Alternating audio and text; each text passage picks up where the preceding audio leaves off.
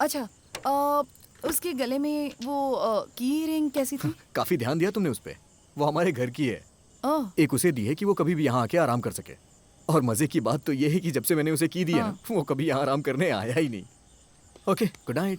सुनो, हाँ जरा मेरे रूम में आना ना, मुझे कुछ काम है। हाँ, सच में? तुमने मेरी डायरी पढ़ी है ना? हाँ पढ़ी है, लेकिन मुझे ज्यादा पसंद नहीं आई। मारूंगी तुम्हें। डायरी में पर्सनल चीजें होती हैं, उसे हर कोई नहीं पढ़ सकता। अगर दोबारा ऐसा किया ना तो ठीक है बाबा, नहीं पढ़ूंगा अब। हम अभी तो अच्छे दोस्त बने, धीरे धीरे और चीजें शेयर करेंगे, पर इस डायरी की वजह से दोस्ती खत्म नहीं होनी चाहिए। जब मुझे भरोसा हो जाएगा कि तुम उस डायरी को पढ़कर समझ सकते हो तो मैं खुद तुम्हें वो दूंगी।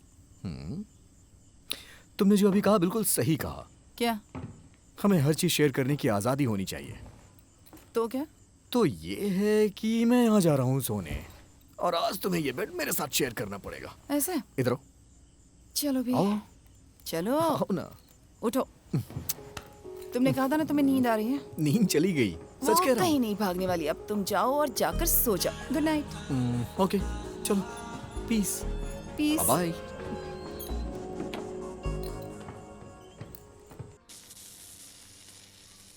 लकी, तुम मुझे छोड़कर चले जाओगे? मैं कहाँ जाऊंगा, मेरी दुनिया तो यही है। आंटी और अंकल से मजाक करता हूँ, दिन भर यहीं पे पेंटिंग्स बनाता रहता हूँ, और इसी में मुझे खुशी मिलती है। तुम्हारा भरोसा नहीं है, तुम कभी भी मुझे छोड़ के जा सकती हो।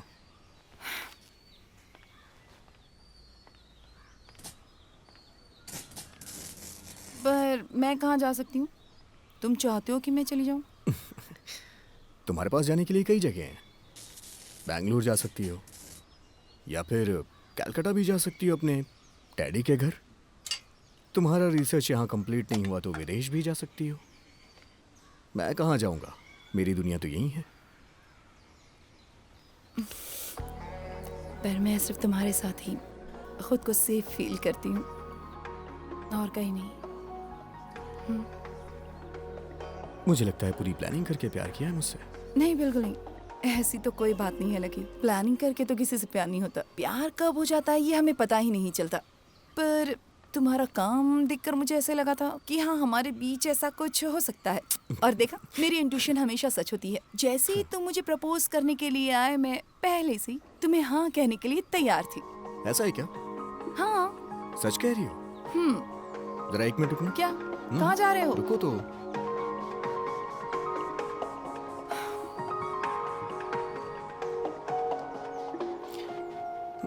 ये क्या है? हाँ? ये मेरी माँ का है। वो ये चाहती थी कि मैं इसे हमेशा अपने साथ रखूं, क्योंकि ये लकी है।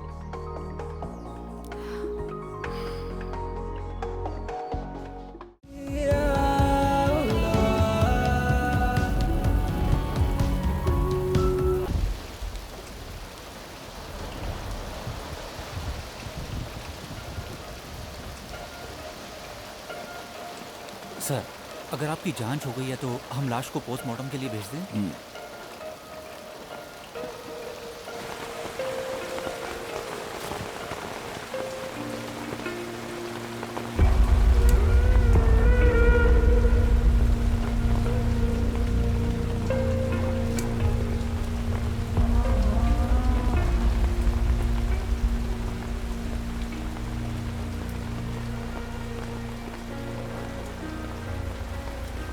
सर, ये मार्टिन और सलोमी हैं, इस घर के नौकर। इन्होंने पहले देखा सर। आप दोनों कुछ देर के लिए बाहर आ जाइए।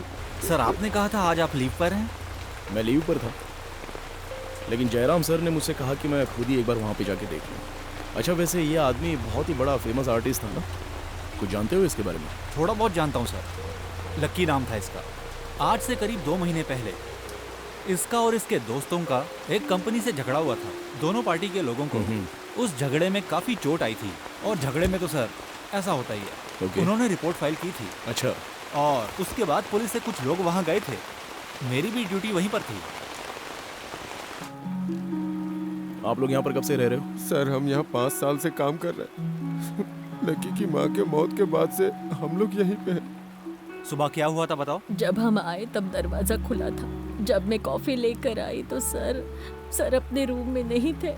फिर मैं उन्हें इस हाल में देखकर रोने लगी। ये जाकर डॉक्टर को लेकर आए। हाँ सर, डॉक्टर ने चेक करके बताया कि लकी अब नहीं रहा। जब मैं आया तब डॉक्टर यही था। हमने स्टेटमेंट ले ली है।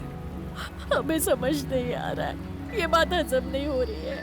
हमने कभी कभी ऐसा सोचा नहीं था। इसका मतलब तुम यहाँ रहते नहीं हो? नहीं सर, हम पास की बस्ती में रहते हैं, यहाँ से 2-3 किलोमीटर दूर। हम कुछ सामान लेने निकल गए थे और वैसे भी सर अकेले ही रहते थे। वैसे आप दोनों यहाँ किस वक्त आते हो? हम यहाँ सुबह 6 बजे आते हैं। तब लकी एक्सरसाइज और साइकिल चलाने के लिए जाते थे। वो कभी कभी रात में घर नहीं आते थे, बाहर ही सो जाते थे। पूरा घर बिखरा रहता था और दरवाजा भी खुला रहता था। और वो काफी गहरी नींद सोते थे। हाँ। कई बार आवाज लगानी पड़ती थी। अच्छा, ये लकी के माँ बाप नहीं थे क्या? जब लकी की उम्र 6 साल की थी तभी उनके पिता की मौत हो गई, लेकिन उनकी माँ ने कभी एहसास नहीं होने दिया कि उनके पिता अब नहीं रहे। कुछ दिनों के बाद एक बीमारी की वजह से उनकी माँ भी गुजर गई। लकी पर इसका गहरा असर हुआ। इस सदमे से बाहर आने में उन्हें काफी वक्त लगा। इसीलिए उनके मास्टर शिवा ने उन्हें काम पर लगा दिया। वो लकी को पेंटिंग सिखाते थे। तेरे बिना तेरे बिना तेरे बिना तेरे बिना तेरे बिना हम कहाँ। और इसी पेंटिंग की वजह से शिवा सर और मोहल्ले के कुछ लड़कों के बीच लकी की अच्छी जान पहचान हो गई। श्री साई नाम की एक कंपनी से इन सभी लड़कों का झगड़ा चल रहा था। उस वक्त बहुत बड़ा झगड़ा हुआ था जब इन लड़कों ने उस कंपनी की दीवार पर पेंटिंग बनाकर कुछ लिख दिया था सर। उनके अलावा हम लकी के किसी दुश्मन को नहीं जानते। उसके बाद 3 महीने के लिए एक लड़की उनके साथ रहने के लिए आई। उस लड़की का नाम निहारिका था। वो दोनों साथ में बहुत खुश रहते थे, हमेशा हंसते रहते। हमने सोचा लकी सर उससे शादी करेंगे। जब 2 हफ्ते पहले हम यहाँ आए तो हमने उसे नहीं देखा और पूछा तो लकी सर ने कहा कि वो बैंगलोर चली गई है। उसके जाने के बाद लकी काफी तनाव में रहने लगा। जब हमने लकी सर को गौर से देखा तो वो परेशान लग रहे थे, जैसे कोई बड़ा दुख अपने अंदर छुपा लिया हो। आप दोनों ने कल कुछ अजीब होते हुए देखा? जब हम कल शाम को निकल रहे थे तो एक कुरियर आया था। शायद उसी लड़की ने भेजा था। इन्होंने जिनके बारे में बताया सबको ट्रेस करो। शिवा, निहारिका और Shri Sai builders. Okay sir. हाँ, काम हो गया फातिमा, तुम रेडी रहो। ठीक है, तो मैं अभी निकलता हूँ। दरअसल मुझे फातिमा के साथ किसी अर्जेंट काम के लिए जाना है। तुम बाकी का सारा काम देख लो और कुछ सस्पिशियस मिलता है तो मुझे कॉल करना। जी सर। और फॉर्मेलिटीज़ होने के बाद लाश पोस्टमार्टम के लिए भेज देना। और इस बीच अगर इसका कोई रिश्तेदार यहाँ पर आता है तो उससे पूरी इंक्वायरी कर देना। और किसी को लाश के पास आके रोने मत देना। एक काम करो, किसी को अंदर आने ही मत देना। और सारा काम होते ही जगह सील कर देना। Okay sir. ठीक है, तो मैं कल मिलता हूँ। हम रात को फ़ोन पे बात कर लेते हैं। सर हाँ। शाम को मेरी बेटी की बर्थडे पार्टी पे जरूर आना। 7 से 7:30 के बीच आ जाइएगा। ओके, ठीक है, चलता हूँ। Okay sir. Sir, Jairam sir का है।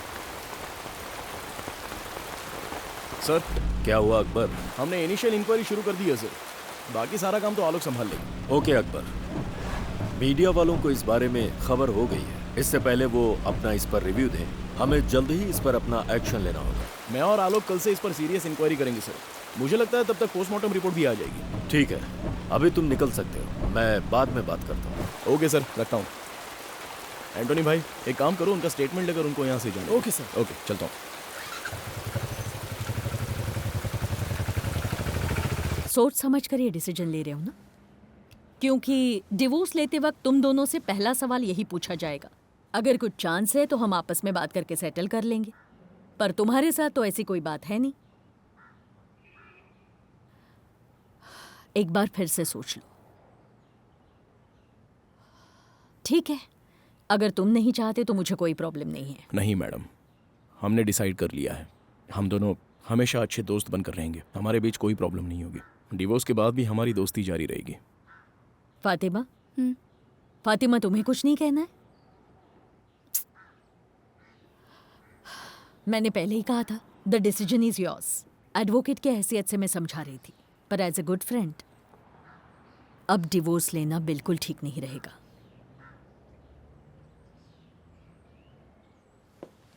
ठीक है, आप केस फाइल कीजिए।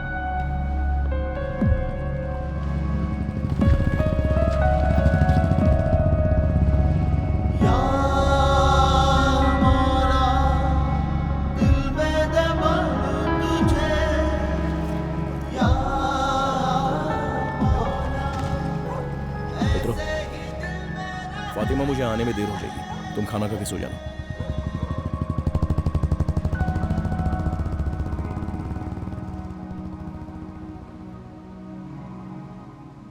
आइए आइए भाई साहब। हैप्पी बर्थडे बेटा। Thank you. भाई ये साहब, लो। Thank you. हाय। और कैसे हैं? इतनी देर से क्यों आए? थोड़ा काम था। हाँ हाँ, सही कह रहे हो। आपको शुगर तो नहीं है ना? मुझे तो नहीं है, पर अकबर को जरूर होगी। ये दिखता जवान है पर बुढ़ा हो गया है। फातिमा इनकी अच्छे से खबर लेगी। पापा के पास जाओ। पापा हाँ मुझे बेटा, 2 चॉकलेट दो चाहिए। क्यों 4 मिलेंगे आपको। बच्चे ही हमारी जिंदगी में बदलाव लाते हैं। अगर इन्होंने इस बच्ची को अडॉप्ट नहीं किया होता तो ये लोग आज तक डिप्रेशन की वजह से हॉस्पिटल्स के ही चक्कर लगाते रह जाते। जिंदगी में सिर्फ खून का रिश्ता मायने नहीं रखता। ये तीनों उसके एग्जाम्पल हैं। रिश्ते बनाने के लिए दिल में जगह होनी चाहिए। अपने खुद के बच्चे तो सभी को प्यारे लगते हैं सर। सही है, पर दूसरों को अपनाना आसान नहीं होता। Anyway, let's come to our topic. Alok ने ब्रीफ इंक्वायरी की है। इस केस में मिर्च मसाला लगाने के लिए मीडिया वाले कांटेक्ट कर रहे हैं। So what's your initial thought about it? अभी तक हम कुछ क्लैरिफाई नहीं कर पाए हैं। पोस्टमार्टम रिपोर्ट आने से पहले ही किसी भी कंक्लूजन पर बोलना सही नहीं होगा सर। मैंने भी उन लोगों से यही कहा। मैं यहाँ आ रहा था तो मेरी बेटी ने लकी के बारे में बताया। वो उसके एग्जीबिशन में वॉलंटियर थी। एग्जीबिशन में लकी ने कमाल का इंस्टॉलेशन किया था, लेकिन मुझे वहां पर शहर का कोई भी ऐसा शख्स नहीं दिखा जो थोड़ा बहुत नामचीन हो। लगता है उसकी लाइफस्टाइल कुछ अलग थी। जी हाँ सर, जब वहां पर नौकरों से पूछा तो उन्होंने भी यही कहा। सबसे पहले ये खबर जिसे मिली और जिसने मुझे इन्फॉर्म किया वो मनोज है। कुछ दिन पहले लकी से मैं एक शादी के फंक्शन में मिला था। वहाँ उसके साथ एक लड़की भी थी। मुझे उनके रिलेशनशिप के बारे में कुछ नहीं पता नहीं किस कारण उसने जेपी सर से झगड़ा किया। मुझे बस यही पता है, जेपी मतलब जयप्रकाश, टाइम्स मैगजीन में आर्टिकल्स लिखते हैं। हाँ, वो काफ़ी फेमस राइटर है। उस दिन लकी ने उनसे झगड़ा किया और उनके ऊपर काफ़ी सारे आरोप भी लगाए। उसके बाद वो लड़की लकी को ज़बरदस्ती वहाँ से लेके चली गई। मुझे लगता है जेपी सर का कोई ना कोई कनेक्शन होगा। मुझे नहीं लगता कि इसकी वजह कोई रिवेंज है। अगर उसके नौकरों की माना जाए तो वो हमेशा अपनी दुनिया में ही बिजी रहता है। ये घटना बहुत ही अजीब परिस्थिति में हुई है। ऑटोप्सी रिपोर्ट आने के बाद ही पता चलेगा।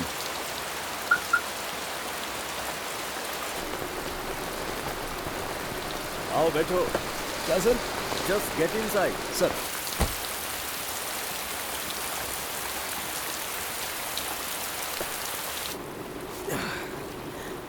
देखो, ये परिवार का मामला है अकबर। कुछ रिश्तों को इतनी आसानी से नहीं तोड़ना चाहिए, तालमेल बिठाना चाहिए। अभी 7-8 महीने पहले ही तुमने फातिमा से निकाह किया था। मैं वजह जानता हूं। उसका नाम क्या है? जैनेट। जेनेट को ना भुला पाना ही तुम्हारी प्रॉब्लम है। सर, मैंने अभी जो भी फैसला किया है सोच समझ कर किया है।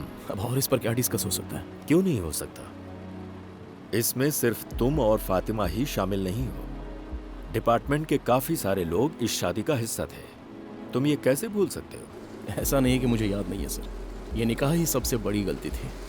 ये सिर्फ फातिमा की या मैडम की या मेरी बात नहीं है। खुद को इस रिश्ते में बांध कर रखना ही मेरी बहुत बड़ी गलती थी। अब आप ही बताइए सर कि सही क्या है और गलत क्या है। ठीक है, जैसी तुम्हारी मर्जी। ऐसा कोई नहीं है जिससे गलती ना हुई हो। बहुत से महान लोगों ने गलतियां की हैं, पर जिंदगी चलती रहनी चाहिए। सर, टू बी ऑनेस्ट, सिर्फ जैनेट को भूल जाना ही सॉल्यूशन नहीं है। मैं अभी भी ये बात समझ नहीं पा रहा हूँ कि मैं जैनेट से अलग क्यों हुआ।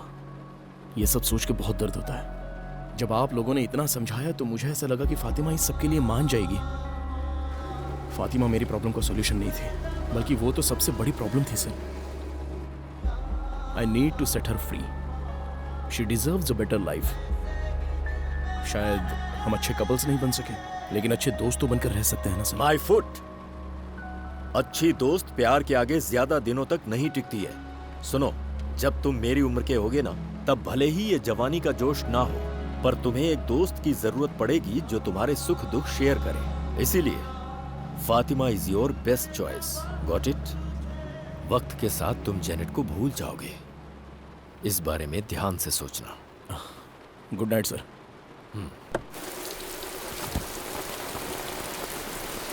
Okay sir. Okay. Jairam sir ने कहा कि जेपी के बारे में पता लगा। Yes sir. वो शहर में है या नहीं ये देख लेना। ठीक है सर। और अगर वो यहाँ पर है तो हम उससे मिल लेते हैं। ओके। कल सुबह घर पे आ जाना मेरे। हाँ ओके। बाय बेटा। बाय बोलो बेटा। बोलो। Very good. ठीक है, तो मैं चलता हूँ। जी सर।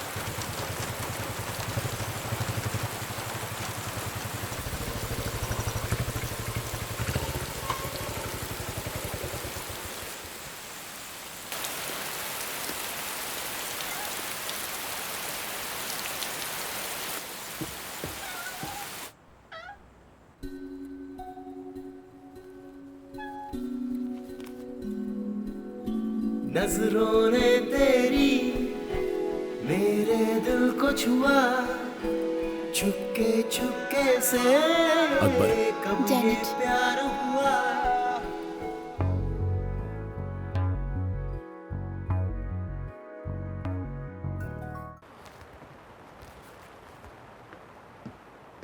लकी इतना फेमस आर्टिस्ट था। हाँ ये सुनकर मुझे आश्चर्य हो रहा है सर। बुरा हुआ। सर जेपी ने आज 3 बजे के बाद हमें मिलने के लिए कहा है। एक बार वापस लकी के घर चलते हैं। ओके। एंटोनी भाई, हाँ। आप सुदेश को फोन करो और उससे चाबी और फाइल वहीं पर मंगवा। हाँ। और उससे ऑटोप्सी रिपोर्ट के बारे में पूछकर मुझे बता। जी। एंटोनी भाई, सर। पोस्टमार्टम रिपोर्ट का क्या हुआ? सर अभी तक आई नहीं है। दोपहर तक सूरज लेकर आ जाएगा सर। सर यहाँ 4 लोगों के फिंगरप्रिंट्स मिले हैं और इनमें से 3 मैच हो गए हैं। लकी, मार्टिन और सलोमी। और ये चौथा एक औरत का है। बेशक ये निहारिका के ही होने के चांसेस हैं। कंफर्म करके बता देना। Okay sir. जरा ये कैब पकड़ना तो।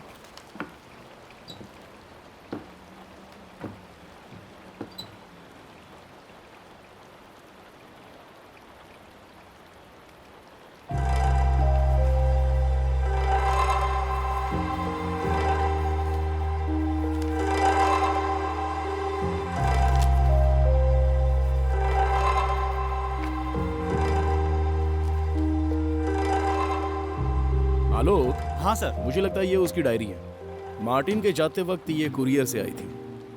एक काम करो, इसे पैक करके रख दो और इस फाइल में केस की सारी डिटेल्स हैं। हाँ ठीक है ठीक है सर। ऑफिस से फ़ोन है।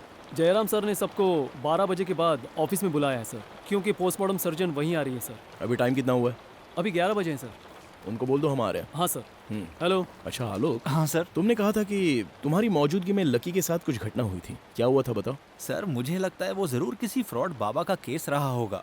हाँ। कुछ लोगों ने उसे मारा था और उसे नंगा करके उसकी फोटो दीवारों पर चिपका दी थी उन्होंने, और उसके आदमियों को ये चीज बुरी लगी अच्छा ऐसा। और उन्होंने प्रॉब्लम खड़ी कर दी। हाँ सही है। और फिर उसके बाद कुछ नहीं हुआ क्या? उन दोनों ग्रुप में झगड़ा हुआ था और कुछ लोग घायल भी हुए थे। आपने कुछ कहा क्या? हाँ सर, उसके बाद वो कपड़े पहन के भाग गया था।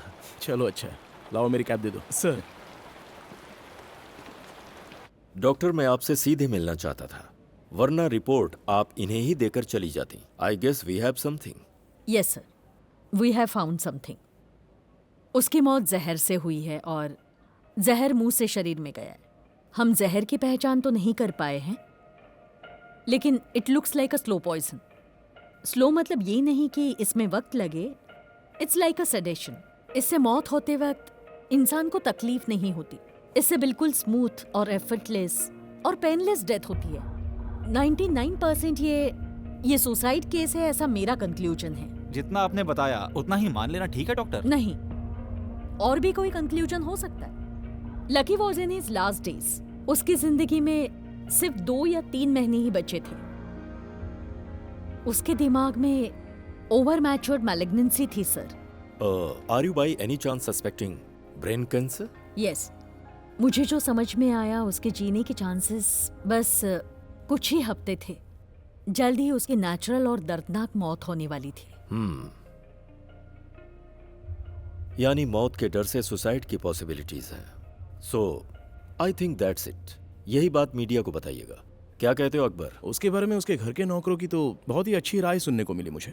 अगर सच कहूं तो ऐसे इंसान ने बीमारी के खौफ में ऐसा कदम उठा लिया, ये बात कुछ हजम नहीं हो रही है। मेंटली डिप्रेस्ड पेशेंट ही ऐसा कदम उठाते हैं मिस्टर अकबर। उसके पास्ट लाइफ को प्रेजेंट से कंपेयर करना ठीक नहीं है। If you guys have nothing else, shall I move? Yes doctor. Sir, here is the report. Thank you doctor. Doctor 1 second. Lucky के शरीर पर किसी भी टाइप का कोई जख्म या फिर इंजुरीज के कोई निशान थे? Nothing relevant. ज्यादा नहीं, पर बॉडी में 2-3 जगह इंजुरीज जरूर थी, पर कहीं भी कोई भी बड़ी इंजुरी तो नहीं थी। सिर्फ कुछ खरोंचें थी, वो भी काफी पुरानी लग रही थी। Okay doctor, thank you. क्या हुआ अकबर? सर, तुम कुछ कंफ्यूजन में लग रहे हो। तुम्हारी थियरी में कुछ लूप होल्स हैं क्या? लूप होल्स नहीं है सर। तो फिर? जब मैं इन्वेस्टिगेशन कर रहा था तो लकी के नौकर से मेरी बहुत देर तक बातचीत हुई थी। उसी दौरान उसने मुझसे कहा था कि लकी के चेहरे पर एक अजीब सी परेशानी थी, और सिर्फ इतना ही नहीं, एक लड़की कुछ महीनों से उसके साथ में रह रही थी। इसका मतलब यह कि उन दोनों के बीच में एक अच्छी रिलेशनशिप रही होगी। लेकिन जिस दिन हादसा हुआ तभी वो लड़की अचानक वहां से गायब हो गई, ऐसा मुझे स्टेटमेंट में पता चला। सो इस केस की सच्चाई तभी सामने आएगी जब हम उस लड़की तक पहुंच पाएंगे। अगर तुम्हें इसकी जरूरत लगती है तो यू प्लीज प्रोसीड। अभी के लिए मैं मीडिया के सामने ऑटोप्सी रिपोर्ट के अकॉर्डिंग बताऊंगा। देखते हैं वो क्या लिखते हैं। तब तक उन्हें अपना दिमाग लगाने दो। तुम जा सकते हो। Okay sir. या जैसा कि मनोज ने हमें बताया और उस सर्वेंट ने भी जेपी और उस लड़की का नाम लिया था, तो हमें इन दोनों से कुछ लीड मिल सकती है। उसने आज शाम को मिलने के लिए कहा है। अच्छा। हाँ। लकी की डेड बॉडी का क्लेम करने के लिए कोई रिलेटिव आया था? अभी तक तो कोई नहीं आया सर। हाँ। मुझे लगता है उसका कोई क्लोज रिलेटिव था ही नहीं। हो सकता है कोई 1-2 दिन में क्लेम करने के लिए आ जाए। चलो जेपी से मिलते हैं। हाँ। अच्छा हुआ वो मर गया। वो उसे अपने घर ले गया और मरने के लिए छोड़ दिया।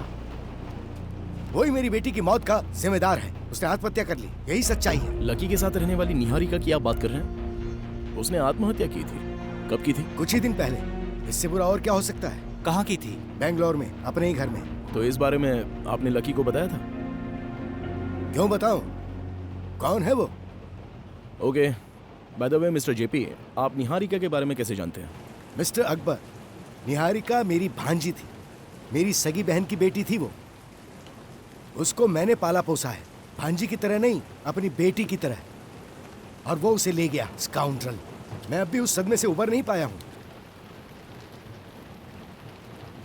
उस आदमी की बात करना बेकार है, लेकिन नेहा, हम उसे बचपन से इसी नाम से बुलाते थे, निहारिका बैनर्जी। बैनर्जी? ये तो बंगाली सरनेम है ना? हाँ, बंगाली है। जय सुधा, उसकी शादी एक बंगाली से हुई थी, आशुतोष बैनर्जी। बंगाली राइटर थे वो। पढ़ाई के दौरान उनकी मुलाकात हुई। जब निहारिका 3 साल की थी, he passed away. It was an accident. उसके बाद वो ज्यादा दिन कोलकाता नहीं रुकी। बैंगलोर के एक इंस्टीट्यूट में जयसुधा को केमिस्ट्री डिपार्टमेंट में लेक्चरर की पोस्ट मिल गई। तब से वो वहीं सेटल हो गई। यहाँ की पढ़ाई और पालन पोषण बैंगलोर में ही हुआ। वो हमेशा सीरियस रहती थी, बिल्कुल अपने पिता की तरह। वो बचपन से ही अपने पिता की तरह राइटर बनना चाहती थी, और अपनी माँ की तरह उसका पढ़ाई में बहुत मन लगता था, और वो केमिस्ट्री में बहुत एक्सपर्ट हो गई थी। उसके बाद उसने मास्टर्स और पीएचडी की।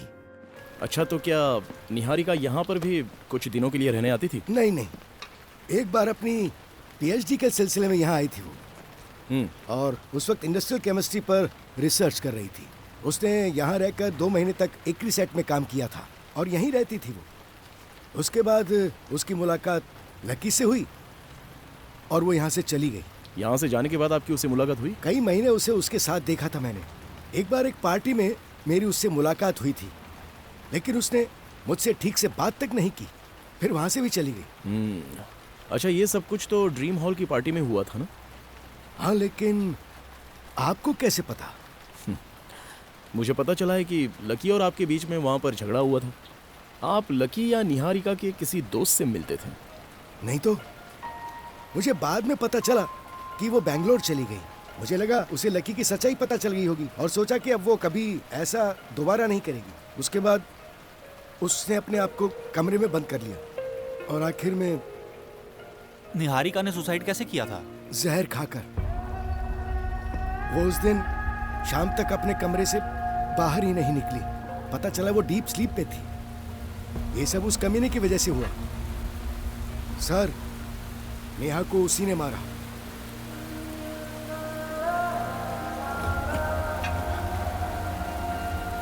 Relax JP, I am sorry for your loss. ये सब कुछ तो एक बुरे सपने जैसा था, पर हमें सच्चाई को मानना ही पड़ेगा। चलो ठीक है, 2 हफ्ते बाद हम फिर से मिलेंगे, क्योंकि इस केस को सॉल्व करने में हमें आपकी मदद की बहुत ज़रूरत पड़ेगी। Okay? Sorry for. It's all right. चलो, थैंक यू।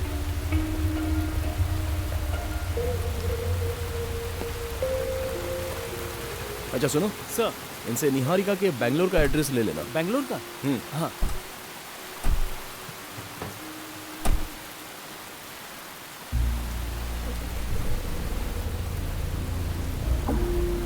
मुझे लगता है हमें इस पर नजर रखनी चाहिए। बैंगलोर में तुम्हारा कुछ कनेक्शन है क्या? है सर। इस एड्रेस से बैंगलोर के पास के पुलिस स्टेशन को लोकेट करो। उनसे निहारिका की मौत के बारे में पता लगाओ। देखते हैं वो लोग इस मौत के बारे में क्या बताते हैं। Okay sir.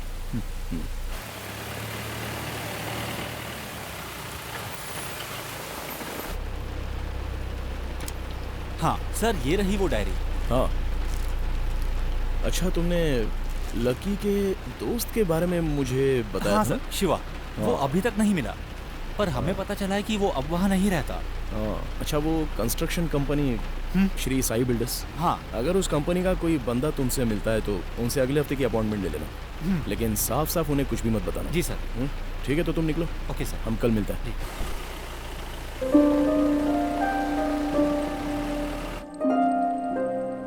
लगता है सर आ गए मैडम।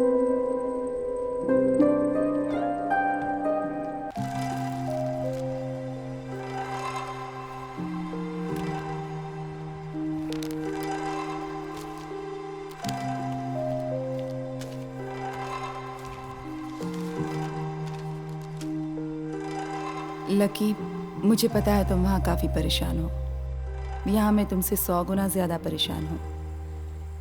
तुमने मुझे अपने साथ नहीं रखा और मुझे यहाँ भेज दिया। चलो छोड़ो, इस लेटर के साथ ये डायरी भेज रही हूँ, शायद तुम्हें देखकर अच्छा लगे। तुम बिना मुझे बताए मेरी डायरी पढ़ना चाहते थे। आराम से पढ़ो। मैंने कहा था नहीं कि मैं ये डायरी तुम्हें तब दिखाऊंगी जब तुम इसे पढ़कर समझने के काबिल हो जाओ। हमारी मुलाकात एक झगड़े से हुई थी, तभी से मुझ में फीलिंग्स जाग उठी थी, पर मुझे नहीं लगा था कि ये सब ऐसे ख़त्म हो जाएगा। इसलिए ये लेटर भेज रही हूँ। इसमें छोटे मोटे झगड़े, प्यारी यादें और हमारे बीच जो कुछ भी हुआ सब है। इसे पढ़ने से पहले तुम अच्छे से आराम कर लेना, एक बार सब कुछ दोबारा पढ़ना। इसे पढ़ने के बाद तुम मुझे अपने पास पाओगे। तुम्हें ऐसे लगेगा जैसे मैं तुम्हारी यादों में हूँ। तुम्हारी निहारिका। लकी, तुम इतने शॉर्ट टेम्पर्ड क्यों हो? तुम एक आर्टिस्ट हो, तुम चीजों को शांति से सॉल्व कर सकते हो। गुस्सा क्यों करते हो? मुझे पता है तुम्हारा गुस्सा छूटा है, इसलिए ये ज्यादा वक्त नहीं रहता।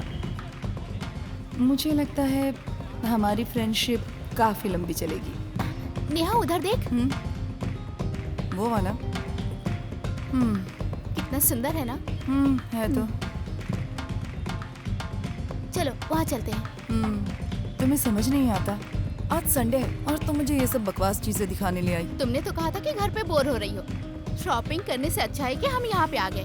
अगर तुम्हें इंस्टॉलेशन पसंद नहीं आए तो चल के पेंटिंग देखते हैं, वो पसंद रहने आएगी। दो, ये पेंटिंग किसी को समझ में नहीं आने वाली। पेंटिंग अरे बाप रे, ये क्या फालतूगिरी है। इन सब के बारे में ऐसा मत कहो, सबका अलग अलग मतलब होता है। मतलब इन्हें खूबसूरत सिनेरियो या हम जैसी खूबसूरत लड़कियों की पेंटिंग बनानी चाहिए। ये एक डिप्रेशन है, फटाफट बना दिया। मुझे तो इसमें बस यही सब दिख रहा है। क्या कहा? हाँ फटाफट बन गया? तुम्हें पता है इसे बनाने में कितना समय लग गया? 2 महीने। 2 महीने लगे? और इसमें अब रहने भी दो बॉस, शौक पूरा करने के लिए तो 3 महीने भी लगा सकते थे। तुमने तो कहा था कोई ग्रेट आर्ट लवर है, इसमें ऐसा तो क्या ग्रेट लग रहा है तुम्हें? ये कोई चम्मच से खाना खाने जैसा नहीं है। इसके बारे में तभी पता चलेगा जब इसे दिल से देखा जाए। ये जगह कोई टाइम पास करने वाली या बकवास से कमेंट्स करने वाली नहीं है। हाँ तो बोर्ड लगाना चाहिए ना कि हम जैसे लोग यहाँ नहीं आ सकते। हाँ गलती हो गई, बोर्ड लगाना चाहिए था। हमें नहीं पता था कि यहाँ कोई भी मुंह उठा के आ जाता तो है। फिर तुमने ये शो यहाँ रखा ही क्यों? हाँ, तो पता जाओ नहीं ना, वो क्या चल समझता है। रहा हूँ। बड़ा ग्रेट किसी चीज का सेंस होता नहीं है। अरे लकी तू वहाँ क्यों पंगे ले रहा है? देख यहाँ कुछ प्रॉब्लम हो गई है, मैं अभी जाके आता हूँ, तू यहीं रुकना। हुआ क्या चल रहा है? क्या हुआ? क्या हुआ? क्या परेशानी? बात तो सुनो। तुम यहाँ पे आओ, मेरे साथ आओ, चलो पीछे आओ। मैं हूं ना संभालने के लिए, तुम जरा भी चिंता मत करो, शांत खड़े रहो। तुम प्लीज पीछे हो जाओ और शांत रहो, प्लीज। नेहा इधर आओ। क्या है? तुमने उसे बकवास कहा था ना, यहाँ के देखो उसे कैसा लग रहा है।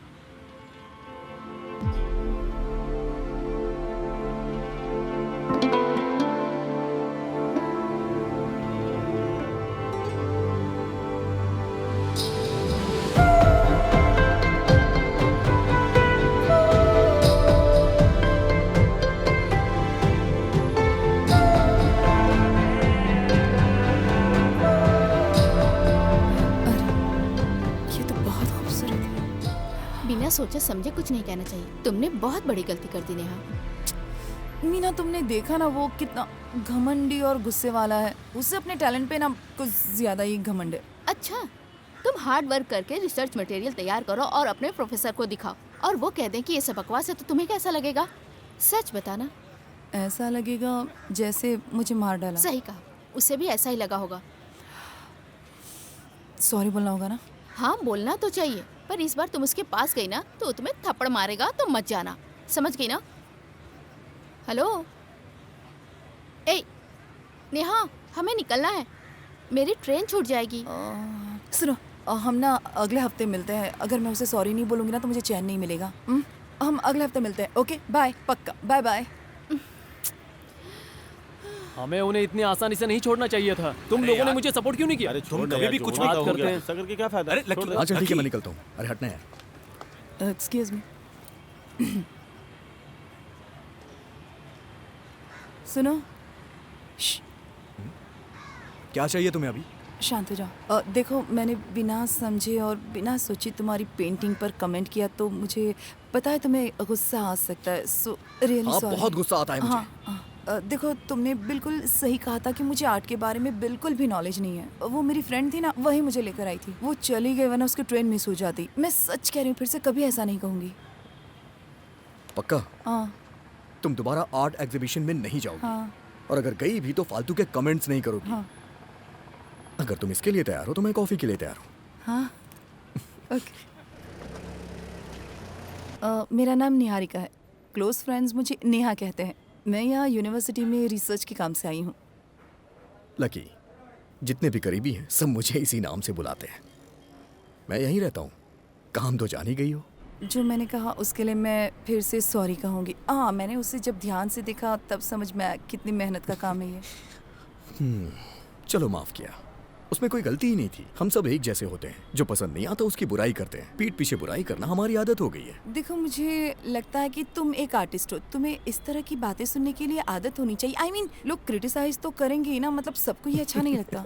हे, ये बातें मेरे लेवल की नहीं है। मैं बिल्कुल साधारण हूँ, लोकल। पहले जैसा तुमने कहा मैं वैसा ही हूँ, इसलिए मुझे गुस्सा जल्दी आता है। बहुत से लोग मेरे जैसे हैं, उनका गुस्सा जल्दी शांत नहीं होता है, पर मेरा हो जाता है। और यही उनमें और मुझमें डिफरेंस है कि मुझे गुस्सा ज्यादा आता है। इसलिए मैं तुमसे माफी मांगता हूँ। ज्यादा नहीं, बहुत ज्यादा गुस्सा आता है।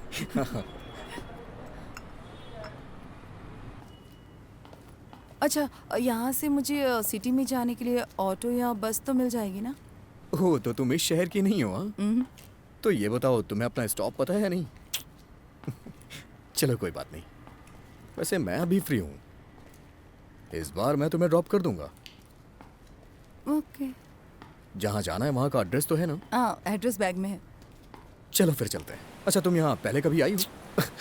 यहाँ आके बहुत शांति मिलती है, कमाल का बीच है ये। इस बीच पे तो मछलियाँ पकड़ी जाती हैं। तो हर बीच पे पकड़ी जाती है। मैडम देखिए सर, ये आपने क्या किया? ये हमारी रोजी रोटी है, लेना है तो लीजिए, नहीं तो चले जाइए। तो क्या तू इसे मेरे मुंह में डाल देगा? किसी को मार के जीना पता नहीं कैसे सीखते हैं ये लोग। सारी ये मछली, इसी से हमारा घर बार चलता है, पता है? समझे आप? प्लीज और रहने दो, आपने इसे चलते धक्का हैं। क्यों दिया बताएंगे जरा हमें? मैंने जानबूझ लड़की के के नहीं सामने किया। हीरो बन रहे हो। क्या हो रहा है रे? लगता है इसे सीधी बात समझ में नहीं आती। मैडम इसे लेके जाइए यहाँ से, वरना यहीं गाड़ देंगे। क्या कर लेगा तू? बताऊं क्या क्या करूंगा? कर लेगा तू? चलो, क्या कर लेगा? ए, तुम पागल हो क्या? इतना गुस्सा करने की क्या जरूरत थी? अच्छा तुमने देखा नहीं वो मछली मेरे मुंह में घुसाया जा रहा था? तो तुमने नहीं देखा वो कितने सारे लोग थे? तुम्हें वहाँ ये सब करने की कोई जरूरत नहीं थी। अगर मैंने ऐसा किया तो फिर वो क्या कर रहा था? अरे तुम अपनी बात करो ना। बैठो। शे।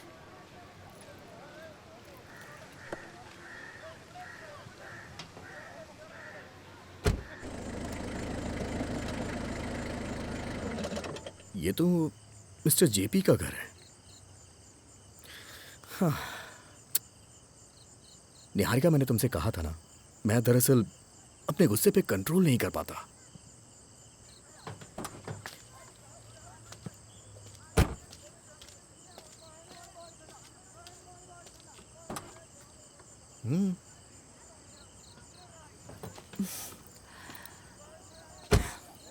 अब जाऊं? Okay bye. ओके। नेहा, ये बैंगलोर नहीं है। यहाँ इस शहर में ये सब नहीं चलता है। ये कोई धर्मशाला नहीं है जहाँ तुम अपनी मर्जी से आ जा सकती हो। ये मेरा पर्सनल मामला है। मैं तुम्हारे मामले में दखल नहीं दूंगा, पर जब तक तुम इस घर में हो तब तक तुम मेरी जिम्मेदारी हो। ऐसा ही चलता रहा तो मुझे तुम्हारी मॉम से बात करनी पड़ेगी। मुझे भी मॉम से बहुत सारी बातें करनी है, पता है आपको। बिना मतलब बात को बढ़ाइए मत। आपको पता है ना, मैं सारी बातों को भुलाकर यहाँ पर रहने आई हूँ, वो भी मॉम के कहने पर। जैसे ही अच्छी जगह मिल जाएगी मैं तुरंत यहाँ से चली जाऊंगी। तब तक मेरे मामलों में बीच में मत आइए। नेहा, से चिल्लाते कितना है।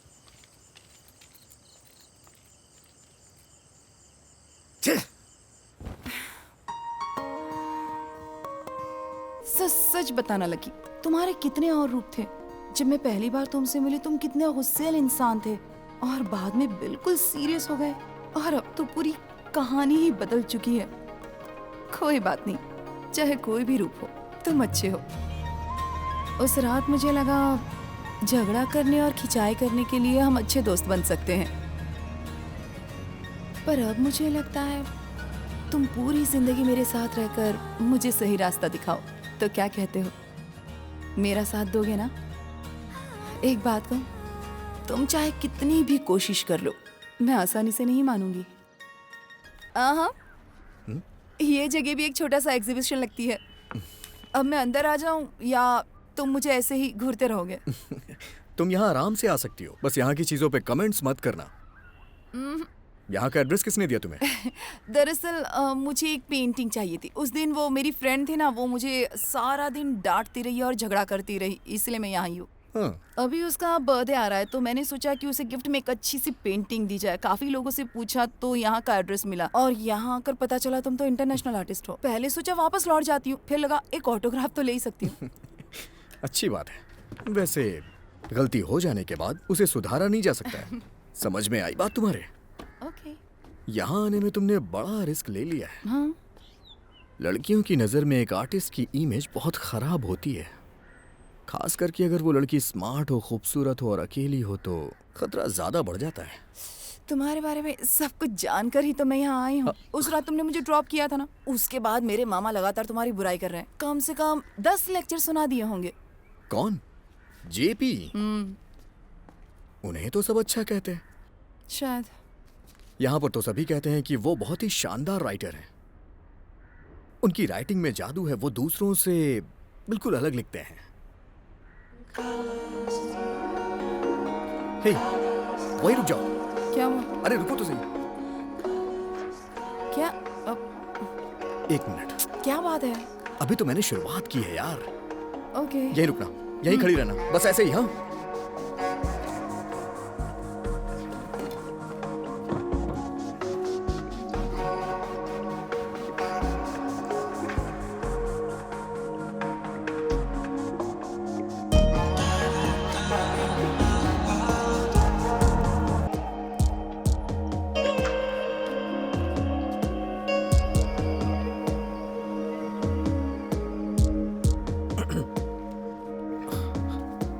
थोड़ा इस तरफ है। इस तरफ, इस तरफ। अरे यार, पेंट लग गया था। हाथ इस तरफ। परफेक्ट।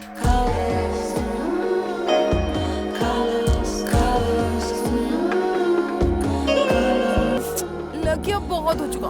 हाँ बस हो ही गया है। मैं एक जगह खड़ी नहीं रह हो गया सकती। है, फाइनल टच दे रहा हूँ। अरे नहीं, ये आंखों में आंसू क्यों बनाए?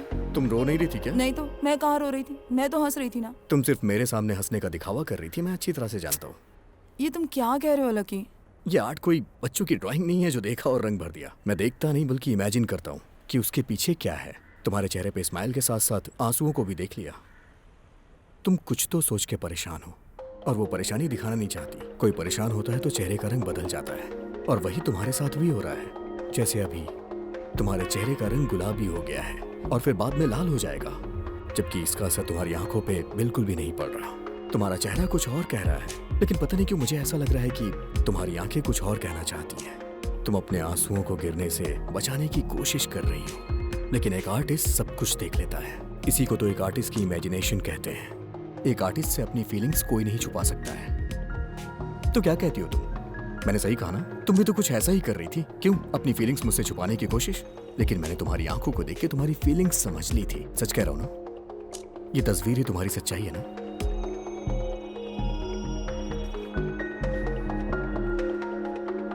तुम सच्चाई मान क्यों नहीं लेती?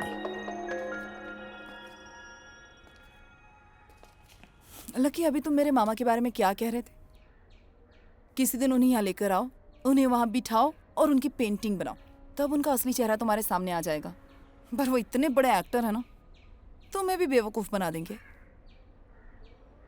तुमने बिल्कुल सही कहा। मैं वहां खड़ी रहकर उसी के बारे में सोच रही थी। उसने मेरा पूरा बचपन बर्बाद करके रख दिया। उसके बारे में सोचकर ही मुझे घिन आती है। तुम जानते हो, एक लड़की जब अपने पिता को खो देती है, तब उसका मामा उसकी माँ का सिर्फ भाई बनकर नहीं रह जाता, लड़की का बाप भी बन जाता है। मैं तो यही सोचती थी। वो हमें बेंगलोर लेकर आए, हमेशा हमारी परवाह भी करते रहते थे।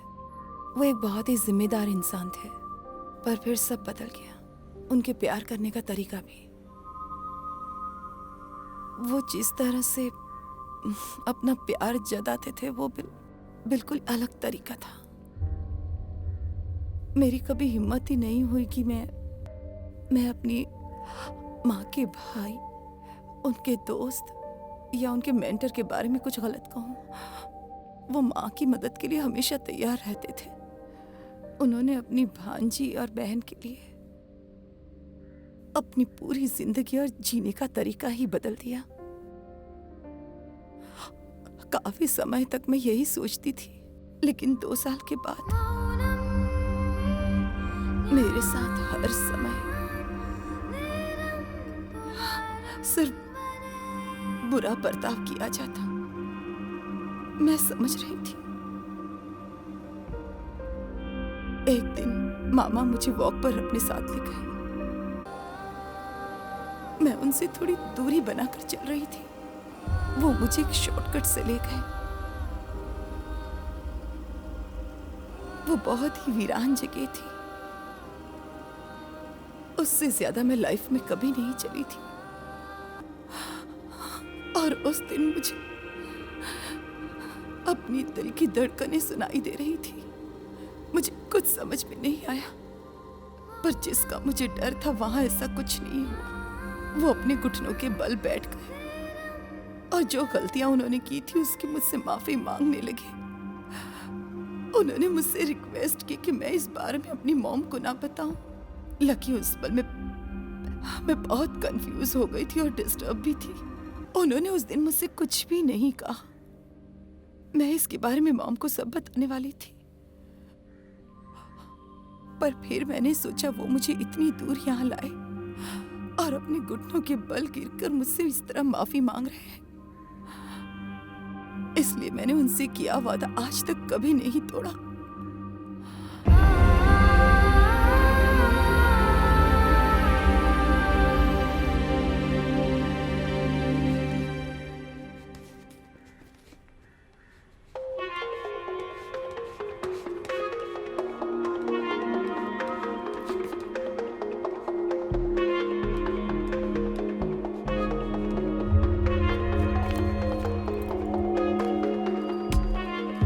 हे, निहारिका, निहारिका रुको तो, लकी हटो, रुको। मुझे जाना है। तुम चली जाना, लेकिन एक बार मेरे साथ अंदर चलो। मैं वहाँ क्या करूंगी? तुम्हें मेरी फीलिंग से कोई मतलब है क्या? मैंने यहाँ आने के लिए कितनी मुसीबतें झेली हैं। तुम नहीं जानते कि मैंने ये सारी बातें सिर्फ और सिर्फ तुमसे ही क्यों शेयर की हैं। मुझे इन सब बारे में नहीं पता है, लेकिन एक बार तुम मेरे साथ अंदर चलो। आओ। लकी छोड़ो मुझे। आओ तो सही। छोड़ो लकी। आओ ना। अरे देखो, तुमने अपने बारे में जो भी बताया उस बारे में मुझे नहीं पता कि मैं क्या कहूँ। तुम तो जानती हो कि मुझे सिर्फ एक ही भाषा आती है, ये। मैंने तुम्हारी हर बात सुनी। उसने तुम्हें इसलिए डराया क्योंकि तुम उससे डरा करती थी, लेकिन अब तुम आजाद हो।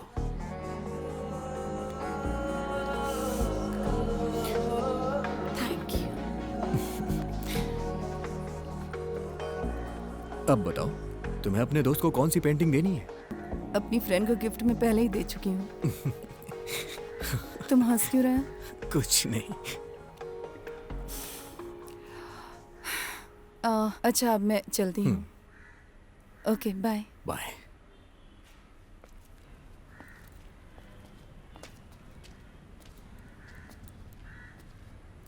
सुनो, तुम्हें अब वहां रह के परेशान होने की जरूरत नहीं है। तुम कभी भी अपना बैग लेकर यहाँ आ सकती हो। यहाँ के कमरों में ताले लगे हुए हैं। हाँ, मैं सोचूंगी। अगर तुम्हें अकेले सोने में डर लगे तो मैं साथ सो जाऊंगा। I don't mind. कहाँ ना सोचूंगी। अगर तुम मुझे वहाँ रहने का ऑफर नहीं देते तो मैं वहाँ कभी नहीं आती। पर जैसे तुम्हें पता है कि मैं वहाँ पल पल घुट रही थी, वो बिना रीजन मुझसे सवाल जवाब किया करते थे, इसलिए मैं उस घर से निकल गई। उनके कॉन्टेक्ट्स की वजह से किसी होटल में रहने के लिए सेफ फील नहीं हो रहा था। तब मैंने तुम्हारे ऑफर के बारे में सोचा और मैं अपना सामान लेकर तुम्हारे पास पहुंच गई। मुझे पता था तुम्हें बहुत खुशी होगी और मैं भी जानती थी मेरे लिए भी यही अच्छा होगा। अंकल, मैंने आपको कितनी बार समझाया कि मेरे सामान इधर उधर मत रखा करिए। आपको ऐसा करने में मजा क्या आता है? मैं वापस वही रख मैंने देती कुछ हूँ नहीं बेटा। किया। आप इन्हें समझाइए, मेरे कहने पे नहीं समझते। हे, आओ ना। ये कितनी बार समझाओ, तुम्हें वापस रखो आप। मैंने क्या किया? चलो इधर ही रख देता हूँ। हाँ ठीक है। कौन है ये लड़की? मुझे क्या पता? मुझे क्या पता है? सी, यहाँ की सारी चीजें मेरी कंट्रोल में हैं। मैं जो जब चाहूँ वो आसानी से ले सकता हूँ। यहाँ कोई भी चीज ढूंढना मेरे लिए मुश्किल नहीं है। बताइए मैडम, आपको क्या चाहिए? एक काम करिए मैडम, आप मुझसे मुझे कुछ कुछ मांगिए। नहीं चाहिए। नहीं मैडम, कुछ मांगिए ना please. Paint brush. Paint brush, paint brush. Scissors. Scissors, छोटी वाली या बड़ी वाली? मीडियम। Medium, medium. वॉलेट कहाँ है? वॉलेट तो यहाँ पड़ा है। पेन।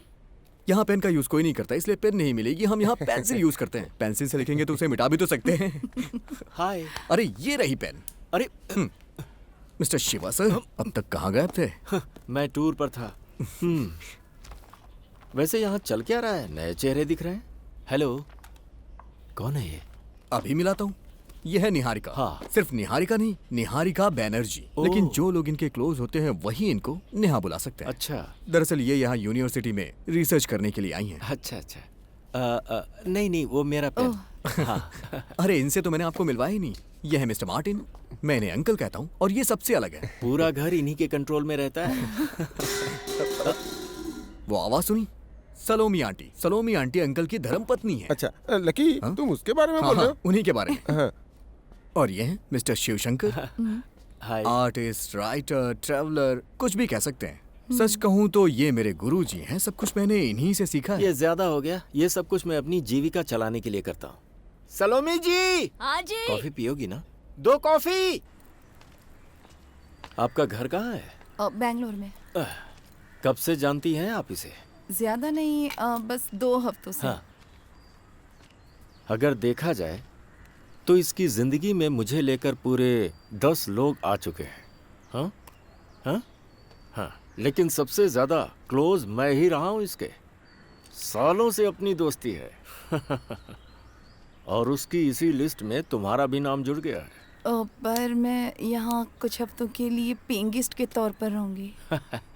तुम सिर्फ पेइंग गेस्ट ही नहीं, उसकी जिंदगी में और भी कुछ हो। उसने जरूर तुम्हारे बारे में कुछ सोच रखा होगा। मैं उसे बचपन से जानता हूँ। उसे आज तक कभी किसी चीज की कमी नहीं हुई। वो सभी को हंसाने की कोशिश करता रहता है, पर मेंटली थोड़ा कमजोर है। उसे जानना बहुत जरूरी है। वैसे तुम जब तक चाहो यहाँ आराम से रह सकती हो। एक साथ अपनों की मौत का सदमा वो बर्दाश्त नहीं कर पाया। वो 10 साल का था जब उसके पिता की मौत हुई। इस सदमे से वो आज तक नहीं उबर पाया। हमें लगा था कि धीरे धीरे सब ठीक हो जाएगा, पर वो सदमा अब उसके दिल में पूरी तरह से मौत का खौफ बन चुका था।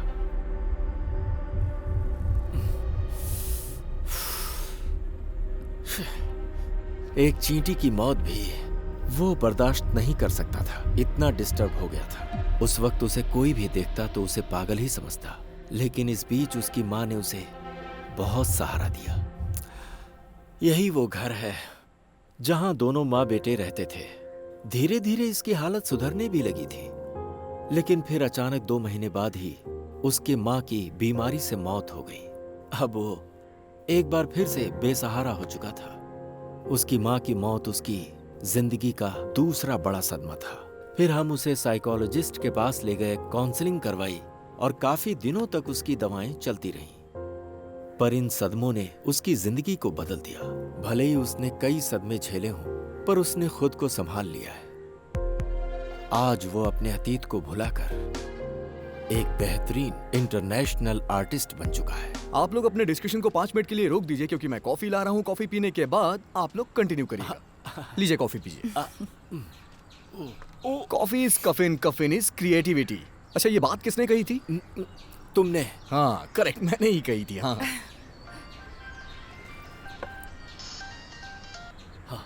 हेलो, क्या कहा? हेलो, मैं यहाँ कॉफी पीकर सीधा आ रहा हूँ। तुम वहीं पर इंतजार करो। अरे मैंने कहा ना, मैं आ रहा हूँ। वापस मत जाओ। हाँ समझ गए, मैं आ रहा हूँ मैं। कौन है? अरे मेरा ड्राइवर है, मुझे छोड़ने आया था, अब वो जा रहा है। ड्राइवर? कब से? अरे जल्दी ही रखा है। मैं इसे ले जा रहा हूँ। हाँ बाय बेटा, मिलता हूँ। बहुत अच्छी लड़की है, इससे झगड़ना मैं मत। उसके साथ अच्छे से रहूंगा, आप परेशान मत होइए। ओह संभालना। हाँ। तो ये है आपका ड्राइवर। लगता है तू बहुत जल्दी में है। अंदर क्यों नहीं आया तू? कुछ नहीं, ऐसे ही। कुछ नहीं? ये तुमसे किसी बात पर नाराज है। तुम साथ आ रहे हो या नहीं? अरे मैं यहीं तो हूँ। मुझसे नाराज क्यों है तू? अरे, आखिर बात क्या है ये तो बता। बोला ना कोई बात नहीं। तो फिर तू अंदर क्यों नहीं आया? लो, टूर प्रोग्राम तुमने ही तो बनाया था, तुम भूल गए, इसीलिए ये नाराज है। अच्छा ये बात है। और नहीं तो क्या, हमने इंडिया टूर प्रोग्राम अरेंज करके म्यूजिक बैंड बुक किया और हमने कितनी प्रैक्टिस की। क्या इसने और इसकी दोस्त ने देखा कि कहाँ जाना है, कैसे जाना है और कब जाना है? क्या ये गलत नहीं है? नहीं देखा तो क्या हुआ? कुछ नहीं हुआ। तुम आ रहे हो नहीं? अरे आ रहा हूँ ना। मेरी बात सुन सूरज, जहाँ तक मैं जानता हूँ ये तेरी जिंदगी का पहला टूर है ना? हाँ। है ना? तूने अपनी जिंदगी में कभी ट्रेन या बस के जनरल कंपार्टमेंट में परफॉर्म किया है? नहीं किया। अबे तो ऐसे मुंह फुलाने से क्या फायदा? अरे बोला ना नहीं किया है। तुमको तो ये पता है ना, इस तरह की टूर पे जाने के लिए कितनी मुश्किल होती है। 8 बजे का शो है, जाके तैयारियां भी करनी है, पर इससे तो कोई परवाह है ही नहीं ना। सब तो मेरे ऊपर आएगा, तुम पर थोड़ी आएगा। जनरल कंपार्टमेंट से मेरे दिमाग में एक आइडिया है। इसके साथ हम जनरल कंपार्टमेंट में आसानी से जा सकते हैं। इसके साथ ट्रेन में गाना गाएंगे, इसमें बहुत फायदा है। इससे हम काफी पैसे कमा सकते हैं। इसके बारे में आप लोग लाओ चाबी दो। ये वाला आइडिया तेरा मस्त है। तुम आ रहे हो या मैं जाऊँ? अरे बस बैठ गया। अबे आराम से स्टार्ट कर, आराम से करेगा तो स्टार्ट हो जाएगी। इतना टेंशन क्यों ले रहा है यार? आराम से किक मार यार, क्या कर रहा है? आराम से कर। हमें तेरी कोई जरूरत नहीं पड़ेगी, समझा? हाँ। धोखेबाज। बाय। कॉफी खत्म हो गई तुम्हारी? हाँ। आओ। उस बात में इतनी आर्गुमेंट करने की क्या जरूरत थी? आराम से बात कर सकते थे ना? हाँ, जो भी काम आज तुमने किया मुझे बिल्कुल पसंद नहीं आया। तुम बिना सोचे समझे कुछ भी बोल देते हो। तुमने कहा था कि वो सब सामान कोई चीज नहीं है, तुम पेंसिल अपने कानों में लगा कर रखते हो और फिर उसी से पेज पलटते हो। कितना डिस्गस्टिंग है। इंसान में टैलेंट होना चाहिए लेकिन उसमें इस तरह का ईगो नहीं होना चाहिए। और कितना टाइम लगेगा बेटा? बस हो गया है मौसी, थोड़ा और। लगता है इसे बनाना ही नहीं आता, इसलिए देर लग रही है। हाँ। अच्छा ये बताइए, आपका पोता कहाँ है? कहीं काम पर गया है, आता ही होगा। हाँ मौसी बताइए कैसी है? शक्ल तो उनके जैसी नहीं है, लगता है तुमने किसी और को बना दिया। ये आपके ही पति हैं। 15 साल पुरानी फोटो है ये उनकी, शायद इसीलिए आप इन्हें पहचान नहीं पा रही हैं। ध्यान से देखिए, है ना? बड़े हो गए होंगे। हाँ, अगर आप कहिए तो और जवान बना दूं। यही रुकना, कुछ खाने के लिए लाती हूँ। हाँ। लकी आखिर तुम कर क्या रहे हो? तुमने देखा नहीं क्या? हाँ? कैसी अजीब अजीब हरकतें करते हो। क्यों?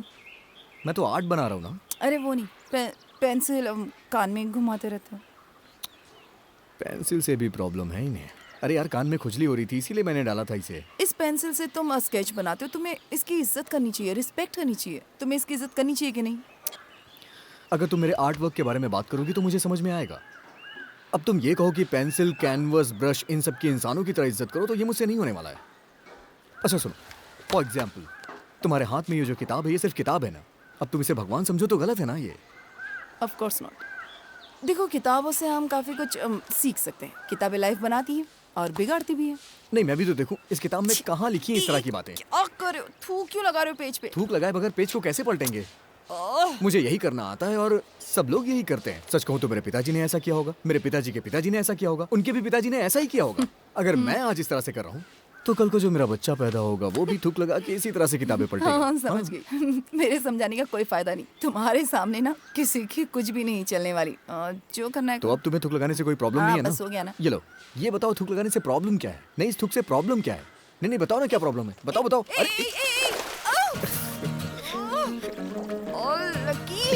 थूक लगाने के चक्कर में तुम पानी में गिर गई। 1 मिनट दे रहा हूँ। जल्दी 1 मिनट दे रहा हूँ, रुको रुको। अरे नहीं भगवान, एक पता नहीं इस पानी में किसने किसने थूका होगा। चले मेरा हाथ पकड़ो। आ जाओ आ जाओ। आराम से आराम से आराम से आराम से आ जाओ।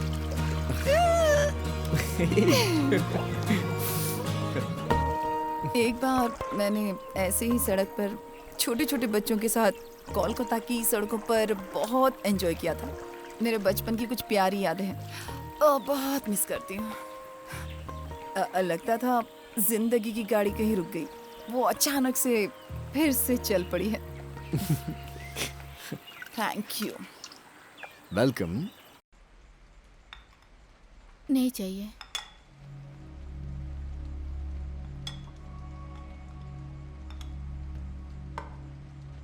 अगर ऐसा है तो हम ये सब भी बंद कर देते हैं। कल से मैं खाना बाहर ही खा लिया करूंगा। अब मैंने ऐसा क्या कर दिया? जानकी, जाके मेरे रूम की खिड़की बंद कर दो। फातिमा तुम बहुत ज्यादा बदल रही हो। हमने तो अच्छे दोस्त की तरह अलग होने का फैसला किया है ना। तुम्हें बताने के बाद ही मैंने सारे पेपर्स फाइल किए थे, लेकिन तब से तुम कुछ अलग ही बर्ताव कर रही हो। देखो ना, कितने दिन बीत गए हैं, तुमने मेरी आंखों में आंखें डालकर ठीक से बात भी नहीं की। फातिमा, मैंने तुमसे कोई बात नहीं छुपाई है और शादी से पहले तुम्हें सब कुछ बता भी दिया था, मेरी जिंदगी में क्या क्या हुआ था, सब कुछ। और यह भी कहा था कि हमारी मैरिड लाइफ अच्छी नहीं होगी। तुम्हारे साथ शादी के लिए हाँ कहना ही बड़ी गलती थी मेरी। मैंने कहा भी था कि अलग होना ही हम दोनों के लिए अच्छा रहेगा। मेरे लिए अच्छा रहेगा? दिल से कहो कि ये सब तुम मेरे अच्छे के लिए ही कर रहे हो। मैंने सिर्फ तुम्हारे लिए ही उन पेपर्स पे साइन किया था। मुझे लगा कि तुम्हें खुशी होगी। तुमने जो कहा सही है। तुमने मुझसे कभी कुछ नहीं छुपाया। मैंने चैलेंज समझ के तुम्हारे साथ निकाह के लिए हाँ कर दी। तब मुझे लग रहा था कि मैं तुम्हें बदल दूंगी, पर मैं ऐसा नहीं कर पाई क्योंकि तुम बदलना ही नहीं चाहते। मेरी सोच ही गलत थी। हम यहाँ वो बिल्ली और फोटोज लेकर आए ताकि तुम्हारी यादें तुम्हारे साथ हो। अकबर, तुम अपनी पुरानी यादों के साथ ही जीना चाहते हो और मेरे यहाँ रहने से तुम्हें तकलीफ होती है, तभी तो तुम मुझे तलाक देना चाहते हो ना अकबर। इसलिए मैं भी तुम्हारी मदद कर रही हूँ।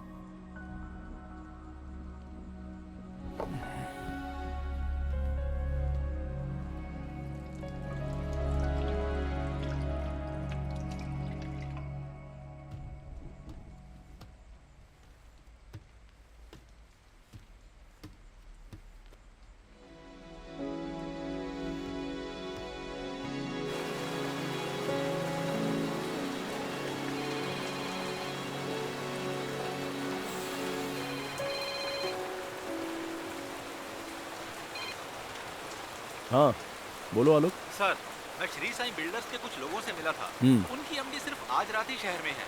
वो कल दुबई के लिए निकल रही हैं और वो कम से कम 2 हफ्ते बाद वहाँ से लौटेंगी। अभी वो अपने गेस्ट हाउस में ही हैं। उन्होंने कहा अगर काफी अर्जेंट है तो आज मिल लेते। हम आज ही उससे मिलेंगे। मैं बस 10 मिनट में रेडी हो जाऊंगा। Okay sir. तुम यहाँ आकर मुझे पिक करो। Okay sir. ओके, आ जाओ।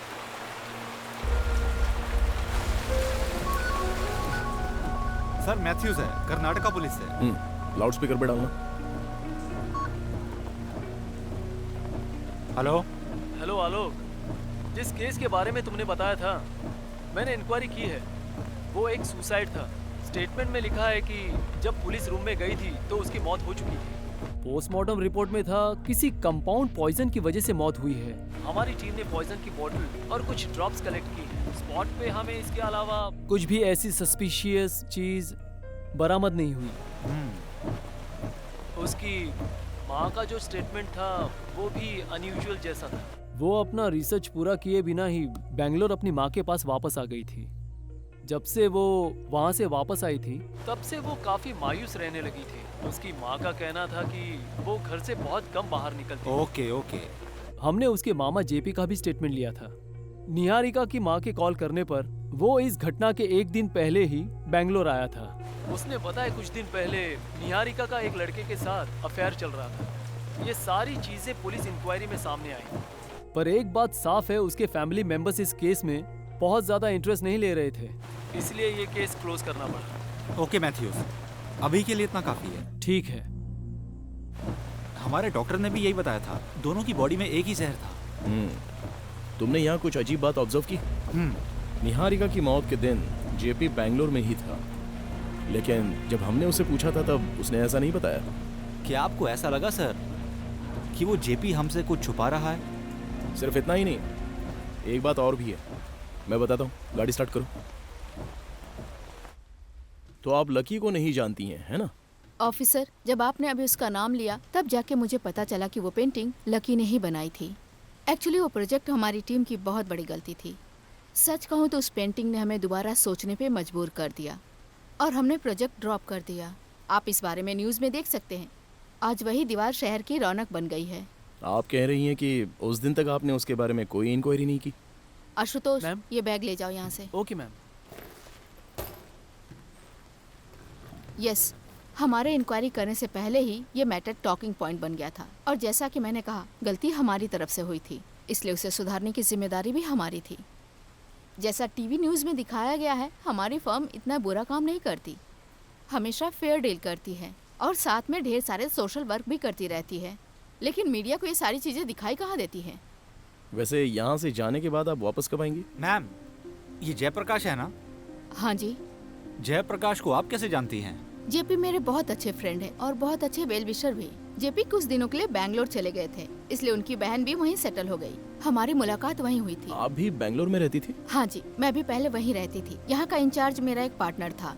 मुझे उससे कभी कोई प्रॉब्लम नहीं हुई। आपका वो पार्टनर जेपी था? ऐसा नहीं है, वो बस मेरे एक अच्छे दोस्त और वेल विशर हैं, बस इतना ही।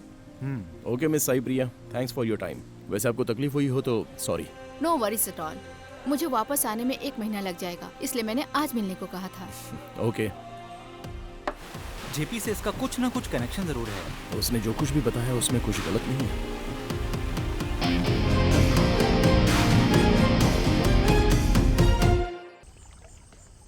ये लो। सिगरेट चाहिए? नहीं सर। क्यों? वैसे क्या सोच रहे हो?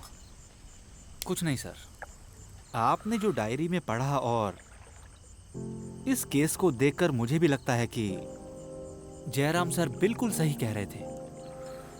मुझे अब डर लगने लगा है। जब से मेरा बच्चा घर में आया है, वो जरा भी रोता है या कभी उदास हो जाता है तो उसे देख के बहुत दुख होता है। अगर उसे जरा भी चोट लगती है या जरा भी दर्द होता है तो फिर हम दोनों ही न जाने क्यों परेशान से हो जाते हैं और फिर हम दोनों डर जाते हैं। फिर ये जेपी जैसे लोग उसी खून के रिश्ते के साथ गलत कैसे कर लेते हैं समझ नहीं आता।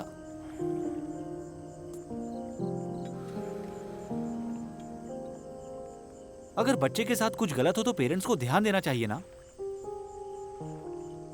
सर, आपने जेपी की लिखी हुई बुक पढ़ी है क्या? अपने आप को देवता बताता है। इसकी तो उसे बाद में देख लेंगे, अभी चलो।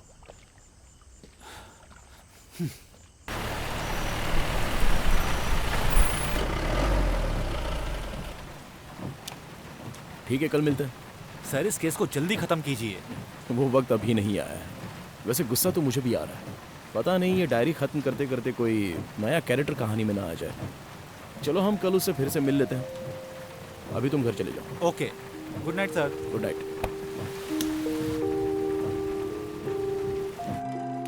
लकी, तुम्हारी तरह लोगों की जिंदगी भी एक खुली किताब है। तुम्हारी ये सोच गलत है, तुम्हें इसे बदलना होगा। तुम्हें अपनी प्राइवेसी की वैल्यू करनी चाहिए। जब मेरी मॉम ऐसा करती है तब भी मुझे अच्छा नहीं लगता। हमारी डायरी में हमारी प्राइवेसी होती है। डायरी पढ़ने के बाद तुम्हारे चेहरे पर कोई पछतावा नहीं था। इसे भी बदलो।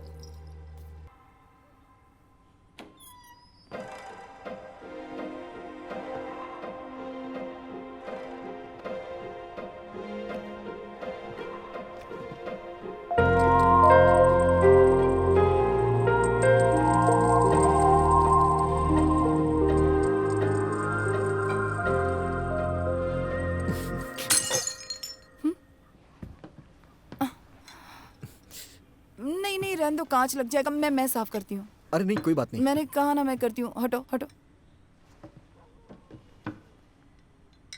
तुम यहाँ कब आए?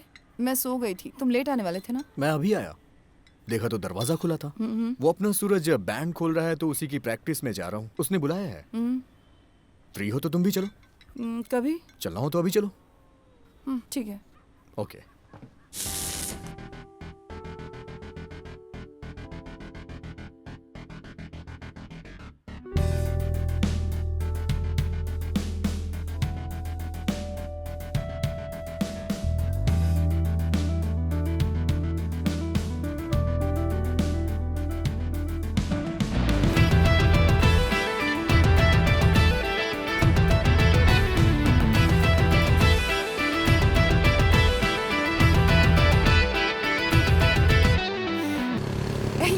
कॉकरोच, ये नाम तुम्हारे बैंड का किसने रखा? जब उन लोगों के पास कोई काम नहीं था ना, हाँ, तो उन लोगों ने एक गाना बनाया था कॉकरोच। इसी से बैंड का नाम भी पड़ गया। उन लोगों का घर कहाँ है?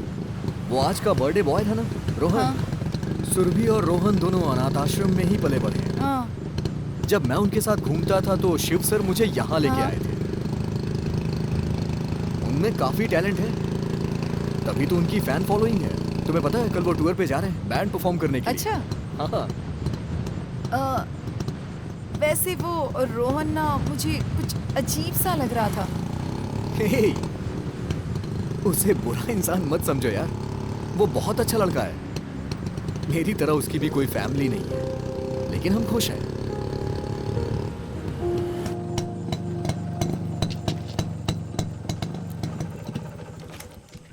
अच्छा, उसके गले में वो की रिंग कैसी थी? काफी ध्यान दिया तुमने उस पे। वो हमारे घर की है। एक उसे दी है कि वो कभी भी यहाँ आके आराम कर सके। और मजे की बात तो ये है कि जब से मैंने उसे की दी है ना, वो कभी यहाँ आराम करने आया ही नहीं। Okay, good night. सुनो, जरा मेरे रूम में आना ना, मुझे कुछ काम है। हाँ, सच में? तुमने मेरी डायरी पढ़ी है ना? हाँ पढ़ी है, लेकिन मुझे ज्यादा पसंद नहीं आई। मारूंगी तुम्हें। डायरी में पर्सनल चीजें होती हैं, उसे हर कोई नहीं पढ़ सकता। अगर दोबारा ऐसा किया ना तो। ठीक है बाबा, नहीं पढ़ूंगा अब। हम अभी तो अच्छे दोस्त बने, धीरे धीरे और चीजें शेयर करेंगे, पर इस डायरी की वजह से दोस्ती खत्म नहीं होनी चाहिए। जब मुझे भरोसा हो जाएगा कि तुम उस डायरी को पढ़कर समझ सकते हो तो मैं खुद तुम्हें वो दूंगी। तुमने जो अभी कहा बिल्कुल सही कहा। क्या? हमें हर चीज शेयर करने की आजादी होनी चाहिए। तो क्या? तो ये है कि मैं यहाँ जा रहा हूँ सोने, और आज तुम्हें ये बेड मेरे साथ शेयर करना पड़ेगा। ऐसे? इधर आओ। चलो भी। आओ। चलो। आओ ना। उठो। तुमने कहा था ना तुम्हें नींद आ रही है। नींद चली गई, वो सच कह रहा कहीं हूँ। नहीं भागने वाली। अब तुम जाओ और जाकर सो जाओ। Good night. ओके चलो, peace. Peace. Bye. Hey good night. Madam madam madam, देखिए ना, सर को कुछ हो गया क्या है। हुआ? उठिए मैम, अरे, जल्दी चलिए। पर हुआ क्या है? चलिए ना। चलो। हे भगवान, चलिए। क्या हुआ तुम्हें? बेटी पता नहीं क्या हो गया इन्हें, अचानक गिर पड़े। फिर मैंने चेहरे पे पानी छीटा तो होश में आए। क्या हुआ बताओ ना। जब हम यहाँ आए तभी सब साइकिल चलाने को गए थे। लकी बताओ ना क्या हुआ। अभी 10 मिनट पहले की बात है, मैं पौधों में पानी डाल रहा था, तभी ये अचानक साइकिल से आए और पता नहीं कैसे बेहोश होके गिर पड़े। Lucky what happened? Are you okay? हाँ? ग्राउंड में एक आदमी ने पेड़ से लटक कर फांसी लगाई है। मैंने वो देखा तो घबरा गया, मुझसे कंट्रोल नहीं हुआ। वहां काफी लोग इकट्ठा थे।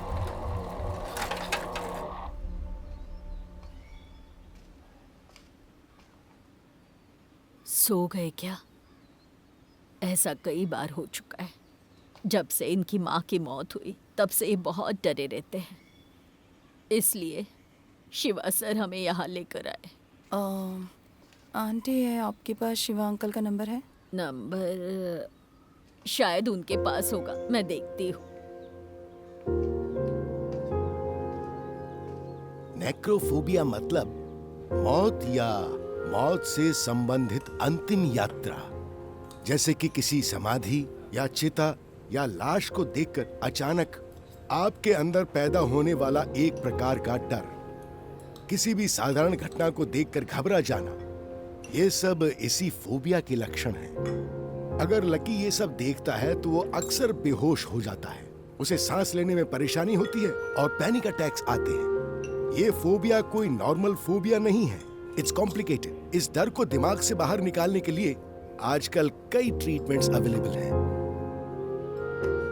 इसी डर को बाहर निकालने के लिए मैंने उसे आर्ट की तरफ डाइवर्ट कर दिया था। उसे ड्राइंग करना बहुत पसंद था। कई मरीज इससे ठीक हो चुके हैं। कला इंसानी दिमाग को बदलने की बेस्ट थेरेपी है। That's scientifically proven. लकी के केस में हमने ऐसे ही किया। उसकी मम्मी की मौत के बाद हमें लगा कि वो ठीक हो जाएगा। असल में वो सिर्फ नेक्रोफोबिया का ही शिकार नहीं है, वो टेनेटोफोबिया से भी जूझ रहा है।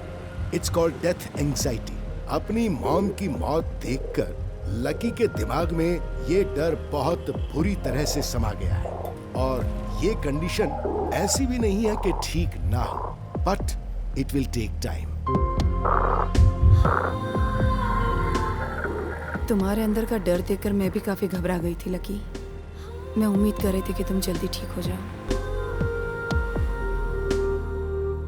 लकी, आज तुमने जो भी किया ना वो सच में बहुत डरावना था। जो सीक्रेट्स मैं अपनी मॉम से शेयर नहीं करती वो तुमसे किए, और वो तुम सबको बता रहे हो। ए, तुम जाकर गाड़ी ले आओ, मैं यहीं पर रुकती हूँ। मैंने यहीं पास में ही पार्क किया है, चलो चलते हैं ना। मैंने वहाँ पार्क करने से मना किया था ना, वहाँ कोई और गाड़ी नहीं थी। हाँ, मैं इतना भी अमीर आदमी नहीं हूँ कि मैं तुम्हें फिल्म भी दिखाऊं और पार्किंग के पैसे भी दूं। यहीं पास में ही पार्क किया है, चलो चलते हैं ना। क्या दिक्कत है तुम्हें? 5 रुपए के लिए इतनी बहस? 10 फिल्में देखेंगे तो 50 रुपए हो जाएंगे। पर अभी तो एक ही फिल्म देखी ना। बाकी की बाद में देखेंगे। देखो, मैं अब और नहीं चल सकती, मुझे बहुत भूख लगी है। तुम्हें भूख लगी है ना? हाँ। चलो। कहाँ? मेरे पास एक अच्छा आइडिया है। हाँ। खाना खाने का। आ जाओ। लेकिन क्या कर रही हो? ये कैसी जगह है? हाँ, चलो बैठो ना। ये तो मुझे कोई शादी की पार्टी लगती है। मुझे नहीं पता है कि यहाँ क्या हो रहा है। मुझे भूख लगती है तो मैं यहाँ खाना खाने आ जाता हूँ। फ्री में खाना मिलता है, वो भी कमाल का। अच्छा। खाना खाओ और हंसते हुए निकल जाओ। लकी, कुछ प्रॉब्लम हो कुछ गई नहीं तो? होगा, मैं खाना लेके आता हूँ। 2 प्लेट देना। ये लो खाओ। इसके साथ कुछ फ्राई चीजें नहीं है क्या? यहाँ हम अपनी पसंद का नहीं खा सकते, जो मिल जाए वो चुपचाप खा लो।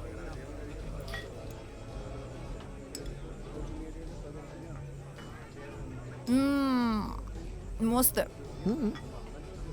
तो फिर पेट भर के खाओ।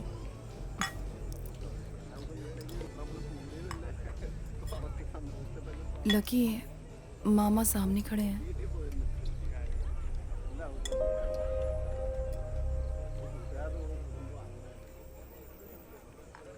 क्या करें? अरे जाने दो ना।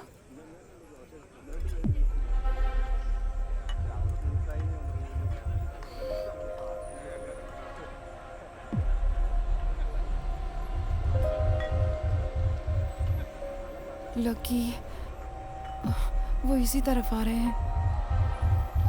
नेहा, मुझे तुमसे बात करनी है, सिर्फ तुमसे। कोई बात नहीं, मैं बात करके आती हूँ।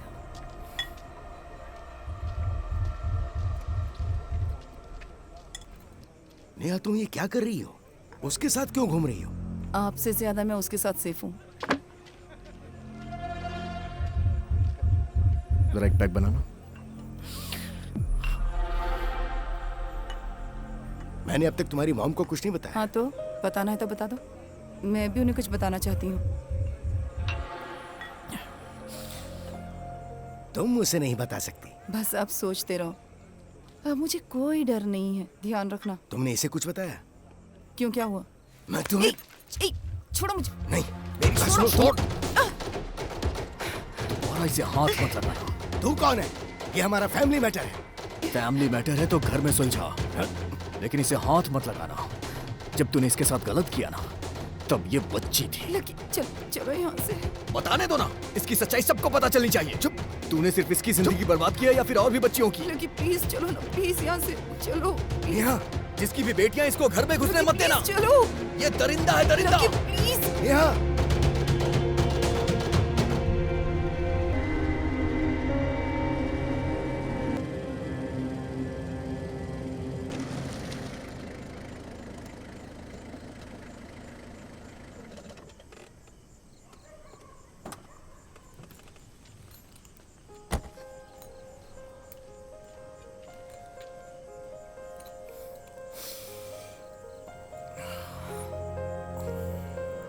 लकी, एक बात समझ लो, हर इंसान तुम्हारी तरह एक खुली किताब नहीं होता। लकी, जिस अतीत को मैं भुलाना चाहती हूँ, आज तुमने सबके सामने उसका तमाशा बना के रख दिया। तुम जानती भी हो इस बात से मुझे कितना दुख पहुंचा है। नेहा,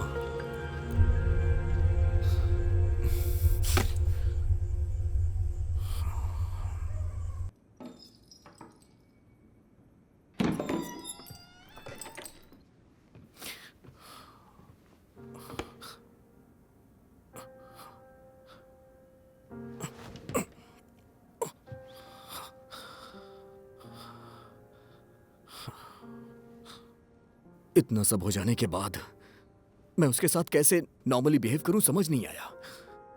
मैंने जो कहा वो गलत नहीं कहा। सब कुछ तुम अच्छी तरह से जानती हो, उसके बाद भी कह रही हो कि मैं उसके साथ नॉर्मली बिहेव करूं। ऐसा कैसे हो सकता है? आज अगर तुम मुझे वहां से लेके नहीं आती तो उसको मैं वहीं सबके सामने मारता। उसकी सच्चाई जानने के बाद मुझे फर्क नहीं पड़ता है कि लोग मेरे बारे में क्या सोचेंगे, और मैं इसकी परवाह भी नहीं करता। तुमने देखा ना तुम्हारे साथ उसने क्या किया, लेकिन जब मैंने वो सब देखा तो मुझसे रहा नहीं गया। उसकी हिम्मत कैसे हुई तुम्हें हाथ लगाने की? वो क्या, कोई भी तुम्हें मेरे सामने हाथ नहीं लगा सकता है। मैं उसके हाथ तोड़ दूंगा।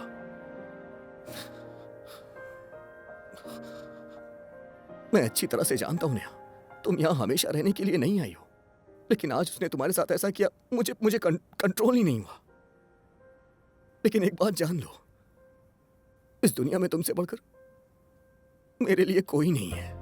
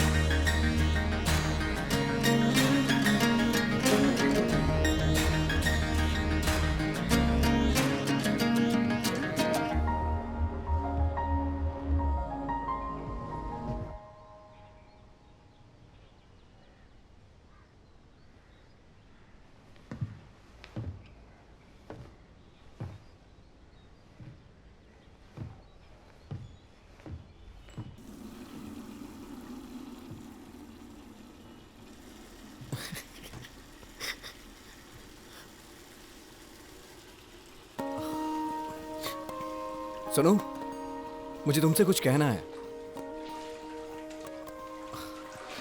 मुझे पता है इस तरह से नहीं कहना चाहिए, तुम बाथरूम में हो और मैं ये सब बोल रहा हूं, लेकिन मुझे इस तरह से बोलना बहुत बहुत सेफ लग रहा है। मुझे ऐसा लगता है कि मैं फर्स्ट लवर हूं जो अपनी गर्लफ्रेंड को बाथरूम में प्रपोज करूंगा, लेकिन ऐसा करने में कोई बुराई नहीं है। सच कह रहा हूं, मुझे तुम्हारी जरूरत है। अगर तुम नहीं हो तो फिर मेरी जिंदगी में कुछ भी नहीं है, मेरा कोई वजूद नहीं। मैं पेंटिंग करूंगा और तुम रिसर्च करना। इसी तरह से हम खुशी खुशी अपनी जिंदगी काट लेंगे और हमारे बच्चे थुक लगा के पेज पलटेंगे। ये देख के मैं खुश होऊंगा। तुम समझ रही हो ना? I love you. तुम जल्दी से नहा के बाहर आओ, मैं यहीं बैठा हूं।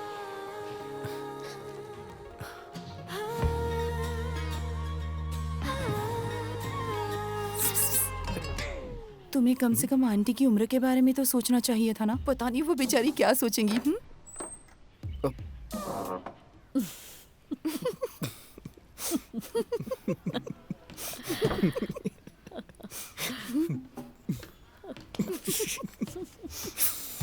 ये फूल किसके लिए लाए हो? ये मैं माली से सस्ते में खरीद के लेके आऊं। ऐसा है क्या? हाँ। चाहिए मुझे तुम्हें? नहीं चाहिए। अरे लो ना। रहने दो, जाओ। लो ना। नहीं चाहिए। तुम्हें पसंद है ना ये? तो ये फूल प्रपोज करने के लिए ले आए हो? हाँ। हाँ? हम शादी कर लें क्या? जरूरी है क्या? मुझे तो जरूरत नहीं है, लेकिन दुनिया वालों के लिए। हाँ। हाँ हाँ।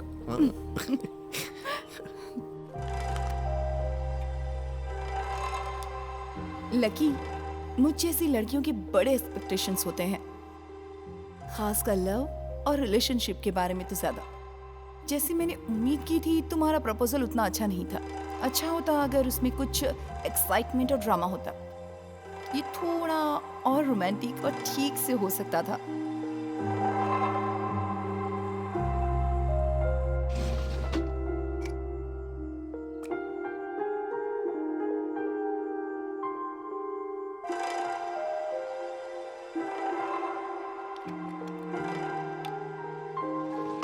लकी, तुम कोई सुपर हीरो नहीं हो, पर मैं चाहती हूँ तुम बन जाओ। अगर तुम मुझे एक आर्टिस्ट बनाना चाहते हो तो ये सपना कभी सच नहीं हो सकता। उस सपने के बारे में तो तुम भूल ही जाओ। इस बात से तुम्हें परेशान नहीं होना चाहिए। मुझे तुम्हारे अंदर के आर्टिस्ट से नफरत है, क्योंकि मैं तुम्हारे अंदर के इंसान से प्यार करती हूँ। लकी, तुम मुझे छोड़कर चले जाओगे? मैं कहाँ जाऊंगा? मेरी दुनिया तो यही है। आंटी और अंकल से मजाक करता हूँ, दिन भर यहीं पे पेंटिंग्स बनाता रहता हूँ और इसी में मुझे खुशी मिलती है। तुम्हारा भरोसा नहीं है, तुम कभी भी मुझे छोड़ के जा सकती हो।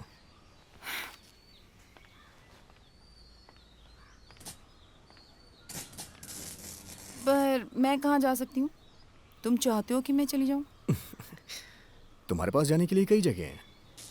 बैंगलोर जा सकती हो, या फिर कलकत्ता भी जा सकती हो अपने डैडी के घर। तुम्हारा रिसर्च यहाँ कंप्लीट नहीं हुआ तो विदेश भी जा सकती हो। मैं कहाँ जाऊँगा? मेरी दुनिया तो यही है। पर मैं सिर्फ तुम्हारे साथ ही खुद को सेफ फील करती हूँ, और कहीं नहीं। मुझे लगता है पूरी प्लानिंग करके प्यार किया है मुझसे। नहीं, बिल्कुल नहीं। ऐसी तो कोई बात नहीं है लकी। प्लानिंग करके तो किसी से प्यार नहीं होता। प्यार कब हो जाता है ये हमें पता ही नहीं चलता। पर तुम्हारा काम देखकर मुझे ऐसे लगा था कि हाँ, हमारे बीच ऐसा कुछ हो सकता है। और देखा, मेरी इंट्यूशन हमेशा सच होती है। जैसे ही तुम मुझे प्रपोज करने के लिए आए, मैं पहले से ही तुम्हें हाँ कहने के लिए तैयार थी। ऐसा है क्या? हाँ। सच कह रही हो? जरा 1 मिनट रुकना। क्या? कहाँ जा रहे हो? रुको तो।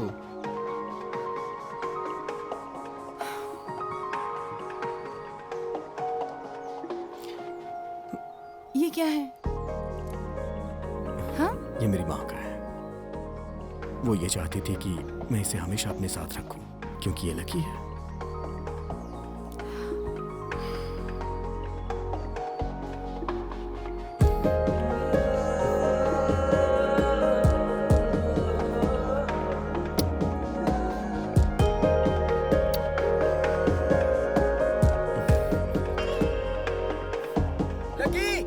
हाँ? कहाँ है तू? बाहर आना। हाँ क्या हुआ मास्टर? हाँ हाँ? अरे बेटा एक कॉफी हो जाए। हाँ। कड़क वाली। सुनो तुम यहाँ मजे से अपने घर में बैठे हो। पता है सलोमी और मार्टिन क्यों नहीं आ रहे? और हाँ पता है मौसी के साथ क्या हुआ है? क्या हुआ मास्टर? हाँ अब तुम्हारे आसपास क्या हो रहा है ये बताने के लिए कोई बाहर वाला आएगा। नीचे आओ, चलो आओ जल्दी। हाँ। बेवकूफ कहीं का। घर खरीदने वाले आ रहे हैं, हम बेघर हो जाएंगे। वो कोर्ट से ऑर्डर भी लेकर आए। बताओ हम कहाँ जाएंगे? तुम्हें उस कंपनी वाले और लड़कों से बात करनी चाहिए। हो सकता है सब ठीक हो जाए। पहले तो वो लोग तैयार हो गए थे, पर पता नहीं अब क्या हो गया। पता नहीं अब राजम्मा का क्या होगा। उनका पति चला गया। उन्होंने 10-12 साल उसका इंतजार किया। इस कॉलोनी में घर के अलावा उनका कुछ भी नहीं है। हे भगवान, उनकी रक्षा करना। ये सुनने के बाद उन्होंने हॉस्पिटल आने को कहा था।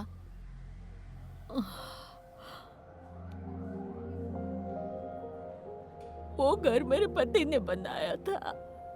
वो वापस आएंगे तो मुझे वही ढूंढेंगे। कोर्ट के ऑर्डर से कल वो लोग कॉलोनी खाली कर देंगे।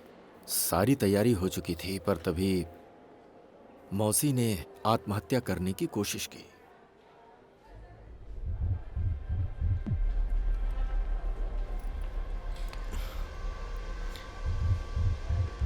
कैसे हुआ ये? हमने आवाज सुनी।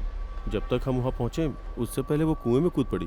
हमें लगा वो बचेगी नहीं। उनके गिरते ही हम भी कुएं में कूद गए। उनके बाल थोड़े दिख रहे थे, वही पकड़ के बाहर निकाला।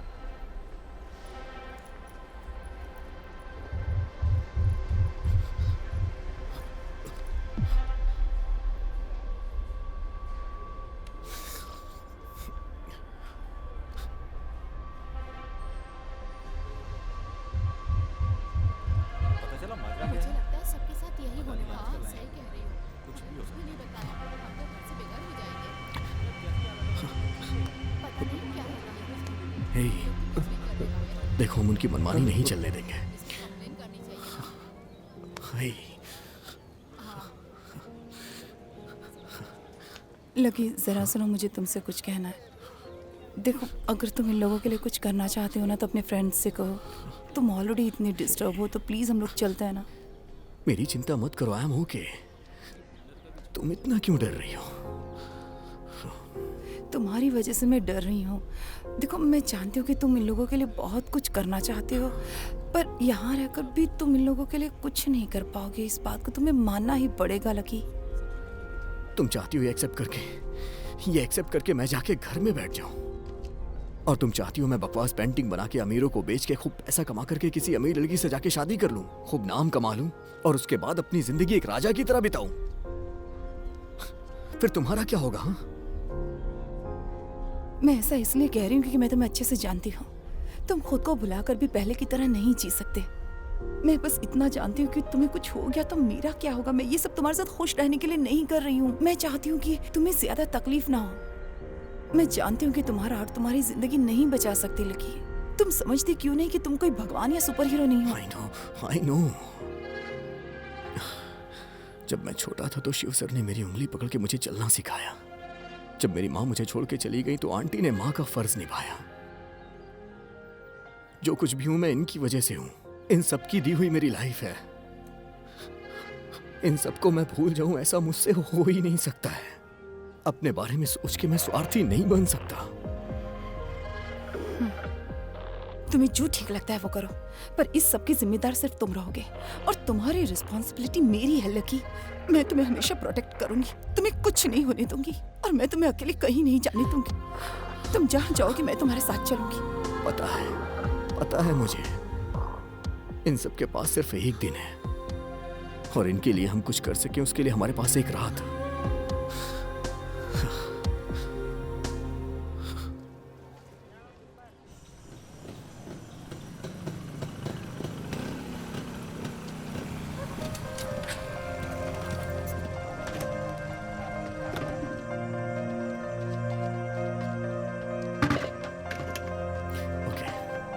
क्या हो रहा है? कौन हो तुम लोग? हैं? अरे भाई जरा इधर आओ ना। इसलिए अरे आओ बताओ। चलो लकी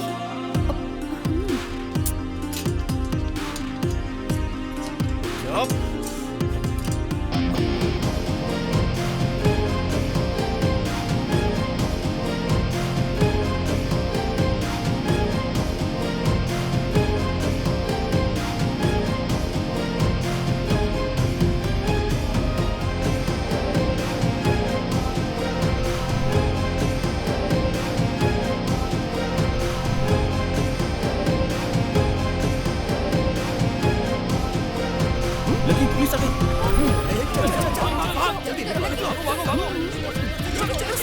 क्या कर रहे हो? वो हमारे पीछे ही है। कोई बात नहीं। लकी मैंने ये सब करने के लिए मना किया था ना तुमसे। धीरे चलाओ प्लीज। लकी आराम से प्लीज, बाइक संभल कर चलाओ प्लीज। नेहा, क्या हुआ? मुझे कुछ दिखाई नहीं दे रहा है। क्या क्या कह रहे हो तुम? लकी ऐसे कैसे? लकी लकी लकी अपनी आंखें खोलो। लकी उठो। लकी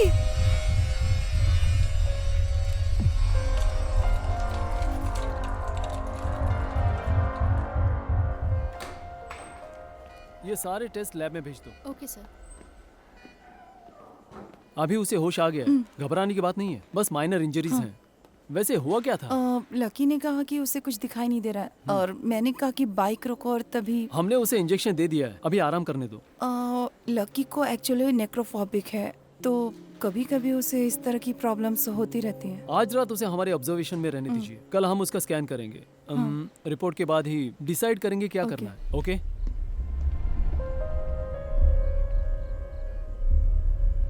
लकी ये हर चैनल पर एक ही न्यूज़ स्क्रॉल हो रही है। उन लोगों ने बात करने के लिए बुलाया होगा ही नहीं। पता नहीं क्या चल रहा होगा कॉलोनी में। कल मेरा फ़ोन स्विच ऑफ हो गया था, फिर मैं कहीं नहीं गई। रूम में सोने से थकान होती है यार, और बाहर ठंड होती है और आवाज़ें आती हैं। मेरा सर दर्द से फट रहा है। वो लोग यहाँ ज़्यादा देर रुकने नहीं देंगे। देखो, अगर तुम रिलैक्स करना चाहते हो तो फिर मैं तुम्हें घर छोड़ दूँ। हम उन्हें बिना बताए वहाँ से निकल जाएं। क्यों? कल दोपहर तक की तो बात है, फिर हम लोग निकल जाएंगे।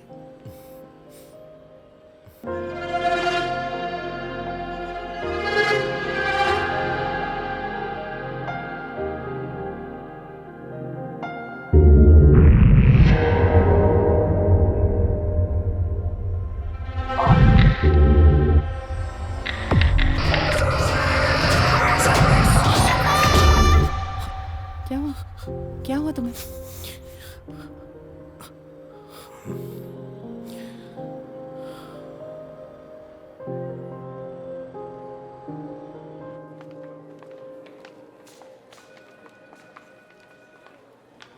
लकी की स्कैन रिपोर्ट्स आ गई? रिपोर्ट अभी नहीं आई मैम, आप डॉक्टर से मिल लीजिएगा। डॉक्टर अपने केबिन में है। Okay, thank you. क्या इस फोबिया के अलावा भी लकी को कोई फिजिकल या मेंटल इशू है? कोई ख़ास प्रॉब्लम तो नहीं है उसे। उसे तो एक्सरसाइज करना भी पसंद है, जैसे साइकिलिंग, जॉगिंग। मतलब वो फिजिकली तो काफ़ी फिट है। Do you find any symptoms of migraine? इसके अलावा मेमोरी लॉस, ऐसा कुछ महसूस किया? इस फोबिक अटैक के वक्त उसके सामने अंधेरा छा जाता है, पर इसके अलावा तो कोई प्रॉब्लम नहीं है। यह है डॉक्टर सुदर्शन, हमारे हॉस्पिटल के सीनियर डॉक्टर्स में से हैं। पेशेंट का नाम देखकर ही इन्हें पता चल गया था।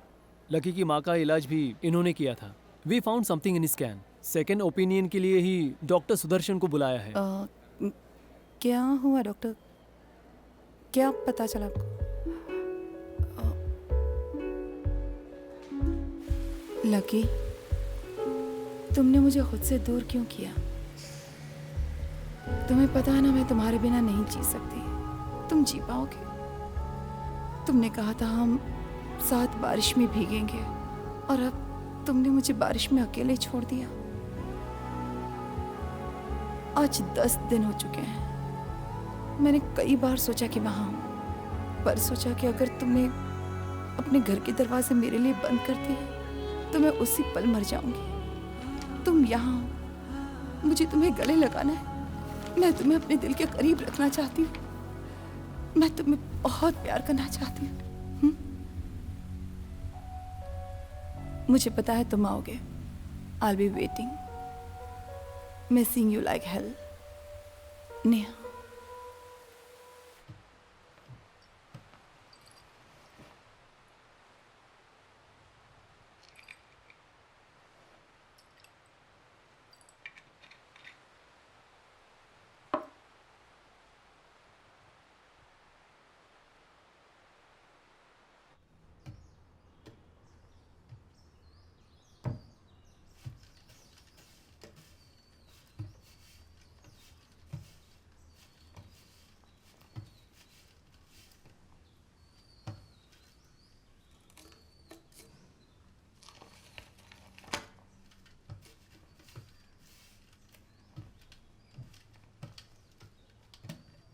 किटी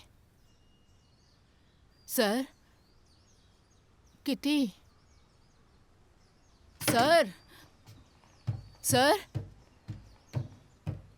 सर वो किटी।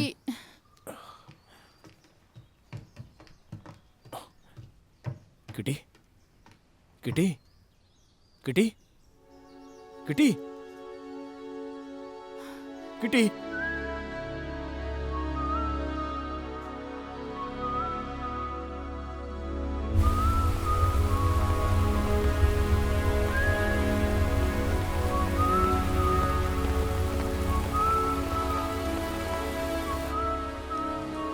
मैडम, किटी की मौत हो गई। पता नहीं उसे क्या हो गया था। रात तक तो बिल्कुल ठीक थी।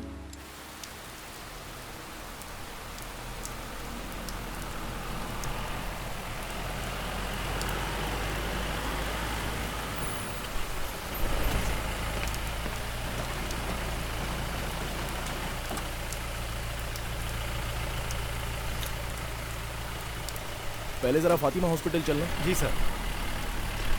वहाँ पर कोई डॉक्टर फ्रांसिस हैं, हमें उनसे मिलना है। Okay sir. तुमने मेरा मैसेज पढ़ा था क्या? हाँ पढ़ा। ओके, तो उस बैंड का पता चला? सर मैंने उन्हें कांटेक्ट किया था। उन्होंने बताया कि वो लोग अपना टूर कैंसिल करके वापस आ रहे हैं। वो लोग जल्द ही आ जाएंगे। मैंने उन्हें कांटेक्ट करने को कहा है। ऐसा लग रहा है आप रात भर डायरी पढ़ते रहे। पूरी पढ़ ली। उसमें कुछ इम्पोर्टेंट मिला? नहीं, अभी तक तो कुछ मिल नहीं पाया है। केस अभी भी अनसॉल्व है और शक कई लोगों पर है। लकी के बारे में मैंने पेपर में पढ़ा, पर Niharika, it was a shock sir. बताइए सर, मैं आपकी क्या मदद कर सकता हूँ? लकी और निहारिका यहाँ पर आए थे। आप बता सकते हैं उस दिन क्या हुआ था? वो दोनों यहाँ एक एक्सीडेंट की वजह से आए थे। ये बात हम सबको काफी लेट पता चली कि लकी की माँ को सेरेब्रल कैंसर था और तब उन्हें कोई स्पेशल ट्रीटमेंट देने का हमारे पास वक्त ही नहीं बचा। तो उसके बाद क्या हुआ? अनफॉर्चुनेटली वैसा ही बेटे के साथ हुआ है। सच कहा जाए तो लकी का दर्द उसकी माँ से ज्यादा है। ऐसे केस में सिम्टम दिखाई दे जाते हैं। आज जो हुआ उसका कारण उसका फोबिया था। इग्नोर करना चाहिए था। आई मेंट व्हाट हैपेंड यस्टरडे। मुझे ये कहने में बड़ा बुरा लग रहा है, लेकिन मैं सच्चाई नहीं छुपाता, because there is no point in beating around the bush. हम कुछ और टेस्ट्स कर सकते हैं, लेकिन डायग्नोसिस से सारे रिजल्ट सेम ही आने वाले हैं। Not to suggest for the treatment. Am I right doctor? Yes sir. क्या हम सच्चाई उसे? नहीं, अब भी रहने दीजिए। ठीक है। उसकी मेंटल कंडीशन को देखकर मैं भी यही सजेस्ट करने वाला था। एटलीस्ट जब तक पेन फील नहीं होता तब तक तो वो चैन से जी सकें। हम उसे कल डिस्चार्ज कर देंगे और बाकी की रिपोर्ट्स भी 2 दिन में आ जाएंगी और उसके बाद ही we shall decide the further step.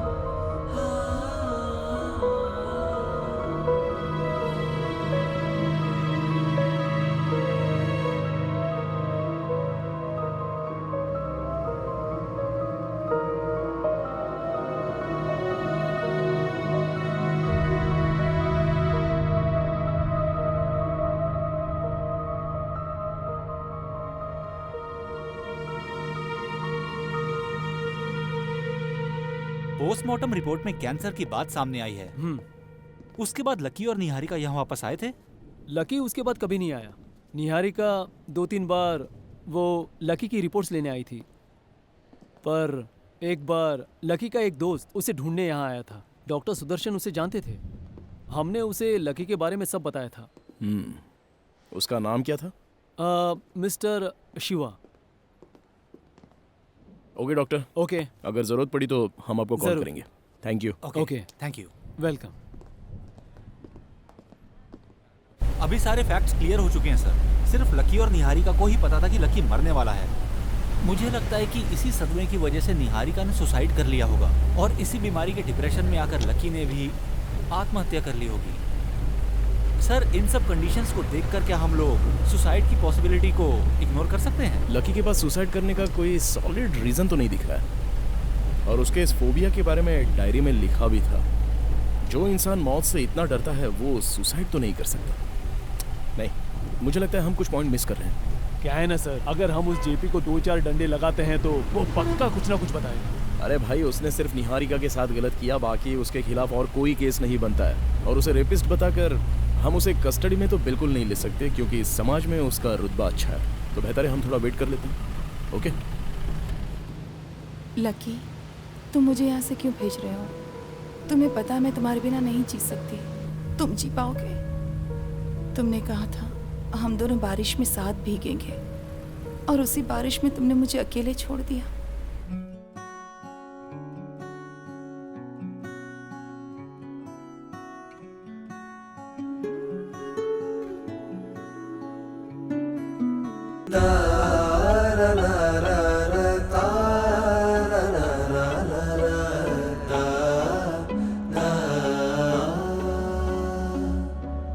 हम रहे या ना रहे, पर प्यार अपना रहे जिंदा। सर चाय। हाँ। कुछ खाने के लिए लाऊं सर? नहीं बस। हाँ। अच्छा, शिवा के बारे में तुम्हें कोई बात पता है? हाँ, मैंने उसकी इंक्वायरी की थी। हाँ। लगता है वो निहारिका और लकी की मौत से पहले ही किसी यात्रा पर निकल गया था। हमने उसे कांटेक्ट किया था, पर वो नॉट रीचेबल था। ऐसा पता चला कि वो यात्रा पर अक्सर जाता रहता है।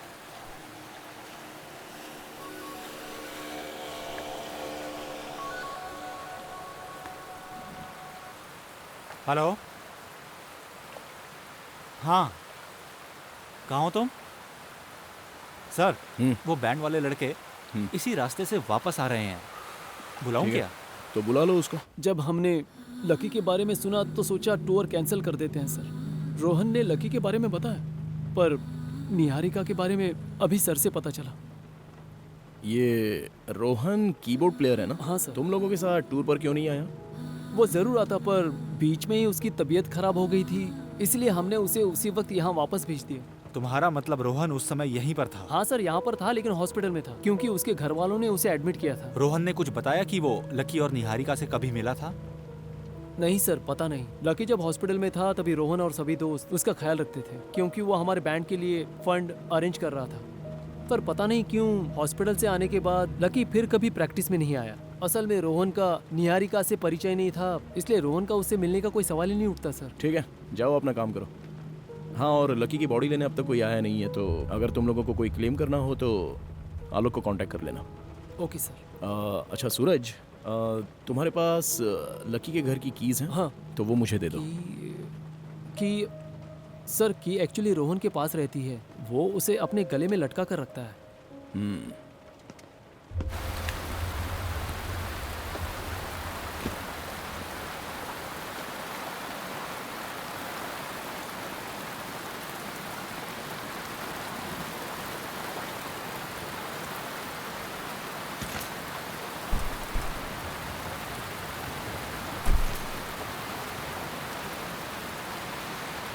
सर, आपको नहीं लगता कि हमें इन पर थोड़ा सा और प्रेशर बनाना चाहिए?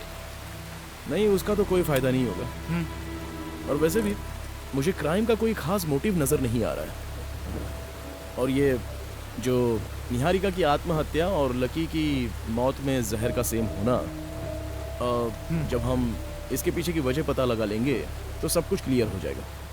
मेरे ख्याल से इसके पीछे वही शख्स हो सकता है जो दोनों जगहों पर जा सकता था, दोनों के बहुत ही करीब था और जो दोनों की पूरी डिटेल्स रखता था। जिसकी वजह से मेरी भांजी ने सुसाइड किया। उस बदमाश के बारे में आप मुझसे सवाल करने आए हैं? ए, आलोक, आइंदा मेरे सामने निहारिका को अपनी बेटी या भांजी मत कहना, समझे? उसने अपनी डायरी में तुम्हारे बारे में सब बता दिया है। हम उसकी पूरी डायरी पढ़कर ही आए हैं। कोई हैवानी ऐसी घिनौनी हरकत कर सकता है? तुझे डूब मरना चाहिए। तेरी तो आलोक, बस हो गया। तुमने देख लिया ना जेपी, अब तो सच्चाई बता दो या फिर हम अपने तरीके से इंक्वायरी करें। मेरी लाइफ बर्बाद मत करना, मैं सब बताता हूँ। निहारिका के साथ मैंने गलत किया था और उसके लिए मैंने उससे माफी भी मांगी थी, लेकिन उसने मुझे माफ नहीं किया। But I was a changed man. Change man? और तू इसी वजह से उन दोनों को मार दिया है ना? मेरा यकीन करो, जब वो नेहा को साथ लेकर चला गया तब मैं उसकी मौत की दुआ करता था, पर मैंने कुछ किया नहीं। And how could you even imagine that I have done this? इससे बात करना तो बेकार है। चलो जेपी, एक बात याद रखना, तुम्हें गुनाहों की माफी तो कभी नहीं मिलेगी। मुझे तुम्हारी ताकत के बारे में और तुम्हारे पॉलिटिकल कनेक्शंस के बारे में सब कुछ पता है, लेकिन इन सब का कोई फायदा नहीं होगा। बिलीव मी, मैंने कुछ नहीं किया। One last question mister JP. Yes. इस बार सिर्फ सच ही बोलना। निहारिका की मौत के बाद क्या तुम कभी लकी से मिले थे? और एक बात क्लियरली बता दो कि निहारिका की मौत जिस दिन हुई थी तब तुमने लकी को कहीं देखा था? नहीं तो मैंने लकी को आखिरी बार रिसेप्शन पार्टी में ही देखा था। चलो।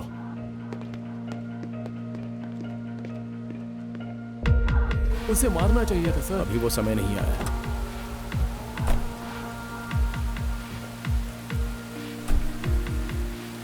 मुझे बिल्कुल यकीन है कि इसी ने उसे मारा होगा।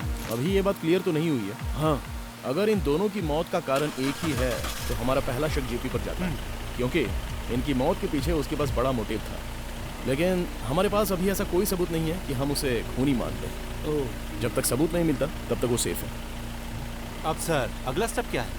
अभी हम शिवा और कॉलोनी के लोगों से बात कर लेते हैं, उसके बाद ही कुछ डिसाइड कर पाएंगे।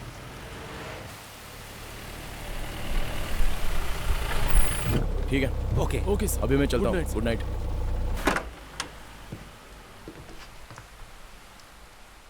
हाँ, बैठी रहो।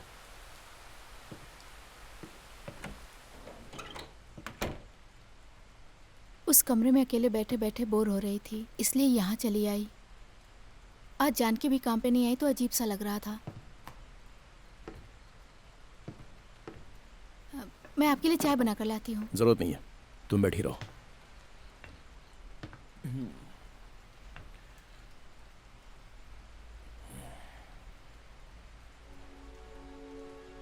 क्या तुम मुझसे अभी नाराज हो?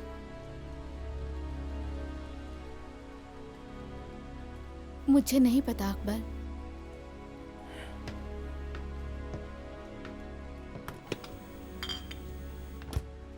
क्या हुआ, इतने टेंशन में क्यों हो? जयराम सर हमेशा कहते हैं कि हमारे पास हर सवाल का जवाब नहीं होता है।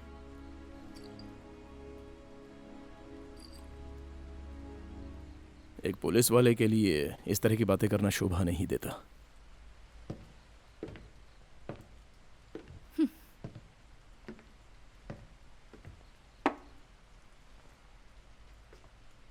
मुझे तुमसे एक जवाब चाहिए फातिमा। तुमने वो आर्टिस्ट लकी की मौत के बारे में तो सुना होगा ना? हाँ, मैंने पढ़ा था। पिछले 3 महीनों से निहारिका नाम की एक लड़की उसके साथ रहती थी।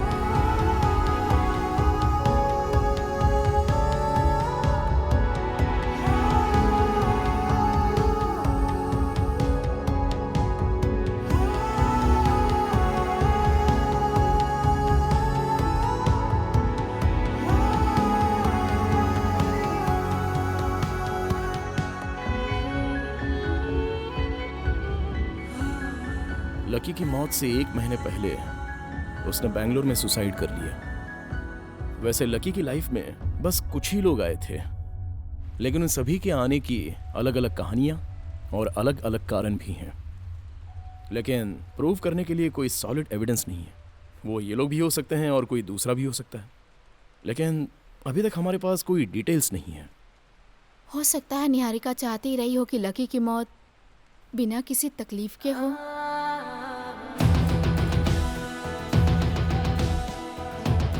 उसके बारे में सुन के लगता है निहारिका स्ट्रांग रही होगी। वो कभी नहीं चाहेगी कि लकी की मौत किसी फोबिया या बीमारी से हो। ग्राउंड में एक आदमी ने पेड़ से लटक कर जान दे दी। मैं उसे देखकर परेशान हो गया। वहाँ बहुत लोग भी इकट्ठा थे। मुझे बहुत घबराहट हो रही है। असल में वो सिर्फ नेक्रोफोबिया का ही शिकार नहीं है, वो टेनेटोफोबिया से भी जूझ रहा है। इट्स कॉल्ड डेथ एंग्जाइटी, मौत का खौफ।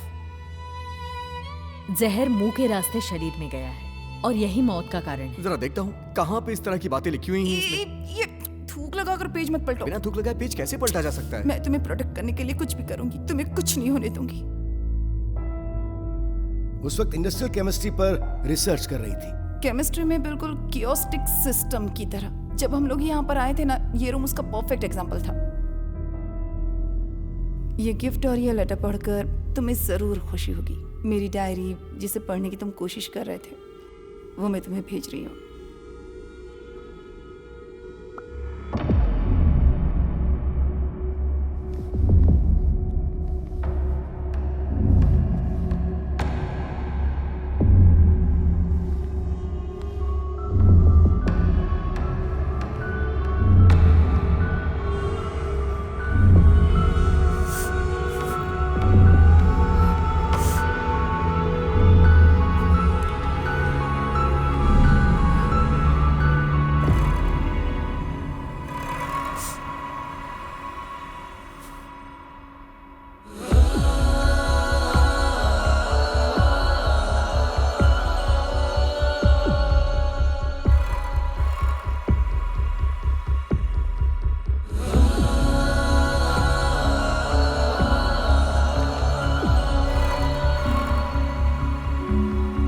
सच बताना लकी, तुम्हारे कितने चेहरे हैं? तुम्हारा गुस्से वाला चेहरा तब देखा था जब हम पहली बार मिले थे। बाद में तुम सीरियस हो गए और अब पूरी पिक्चर ही बदल चुकी है।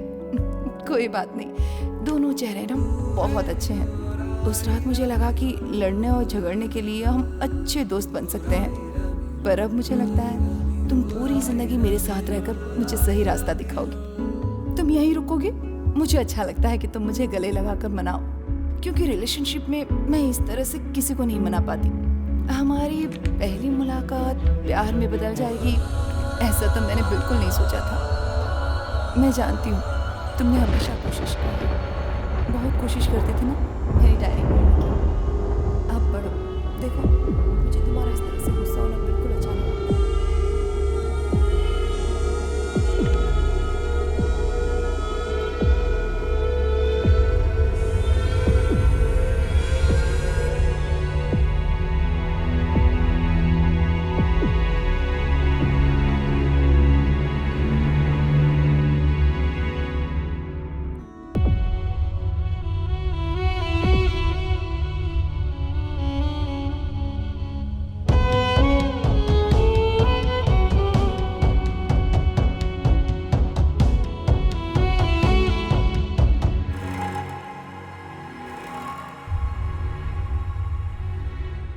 ये मार्केट में मिलने वाला कोई कॉमन पॉइजन नहीं है। उसने खुद लैब में तैयार किया था और डायरी के हर पन्ने पर वो जहर लगाया था, खास करके आखिर के 3 पन्नों पर।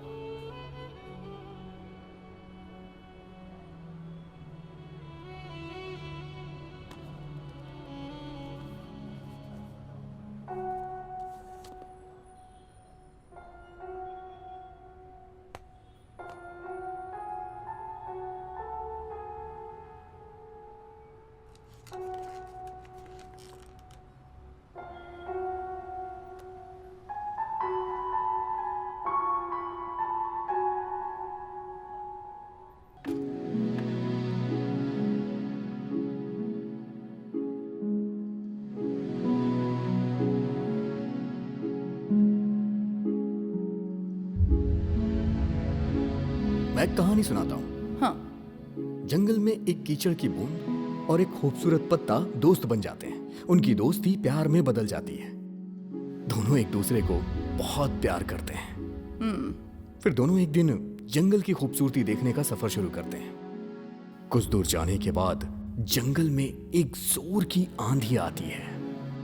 फिर पत्ते को हवा से बचाने के लिए कीचड़ उसे अपने अंदर छुपा लेता है। फिर दोनों का सफर शुरू हो जाता है। तेज हवा थम जाती है, तभी तेज बारिश शुरू हो जाती है। वो खूबसूरत पत्ता कीचड़ को बचाने की कोशिश करता है। कुछ देर के बाद बारिश के साथ तेज हवाएं चलने लगती हैं।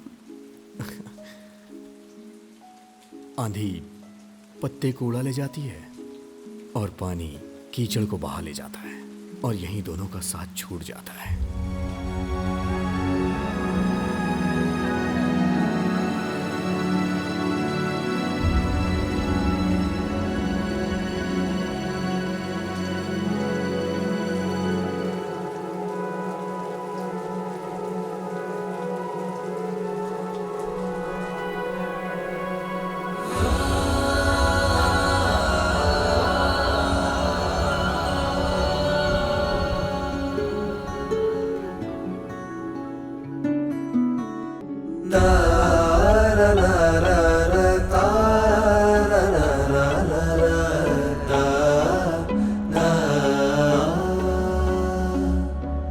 हम रहे या ना रहे, पर प्यार अपना रहे जिंदा। मृत्यु कर सकती कभी नहीं हमको जुदा।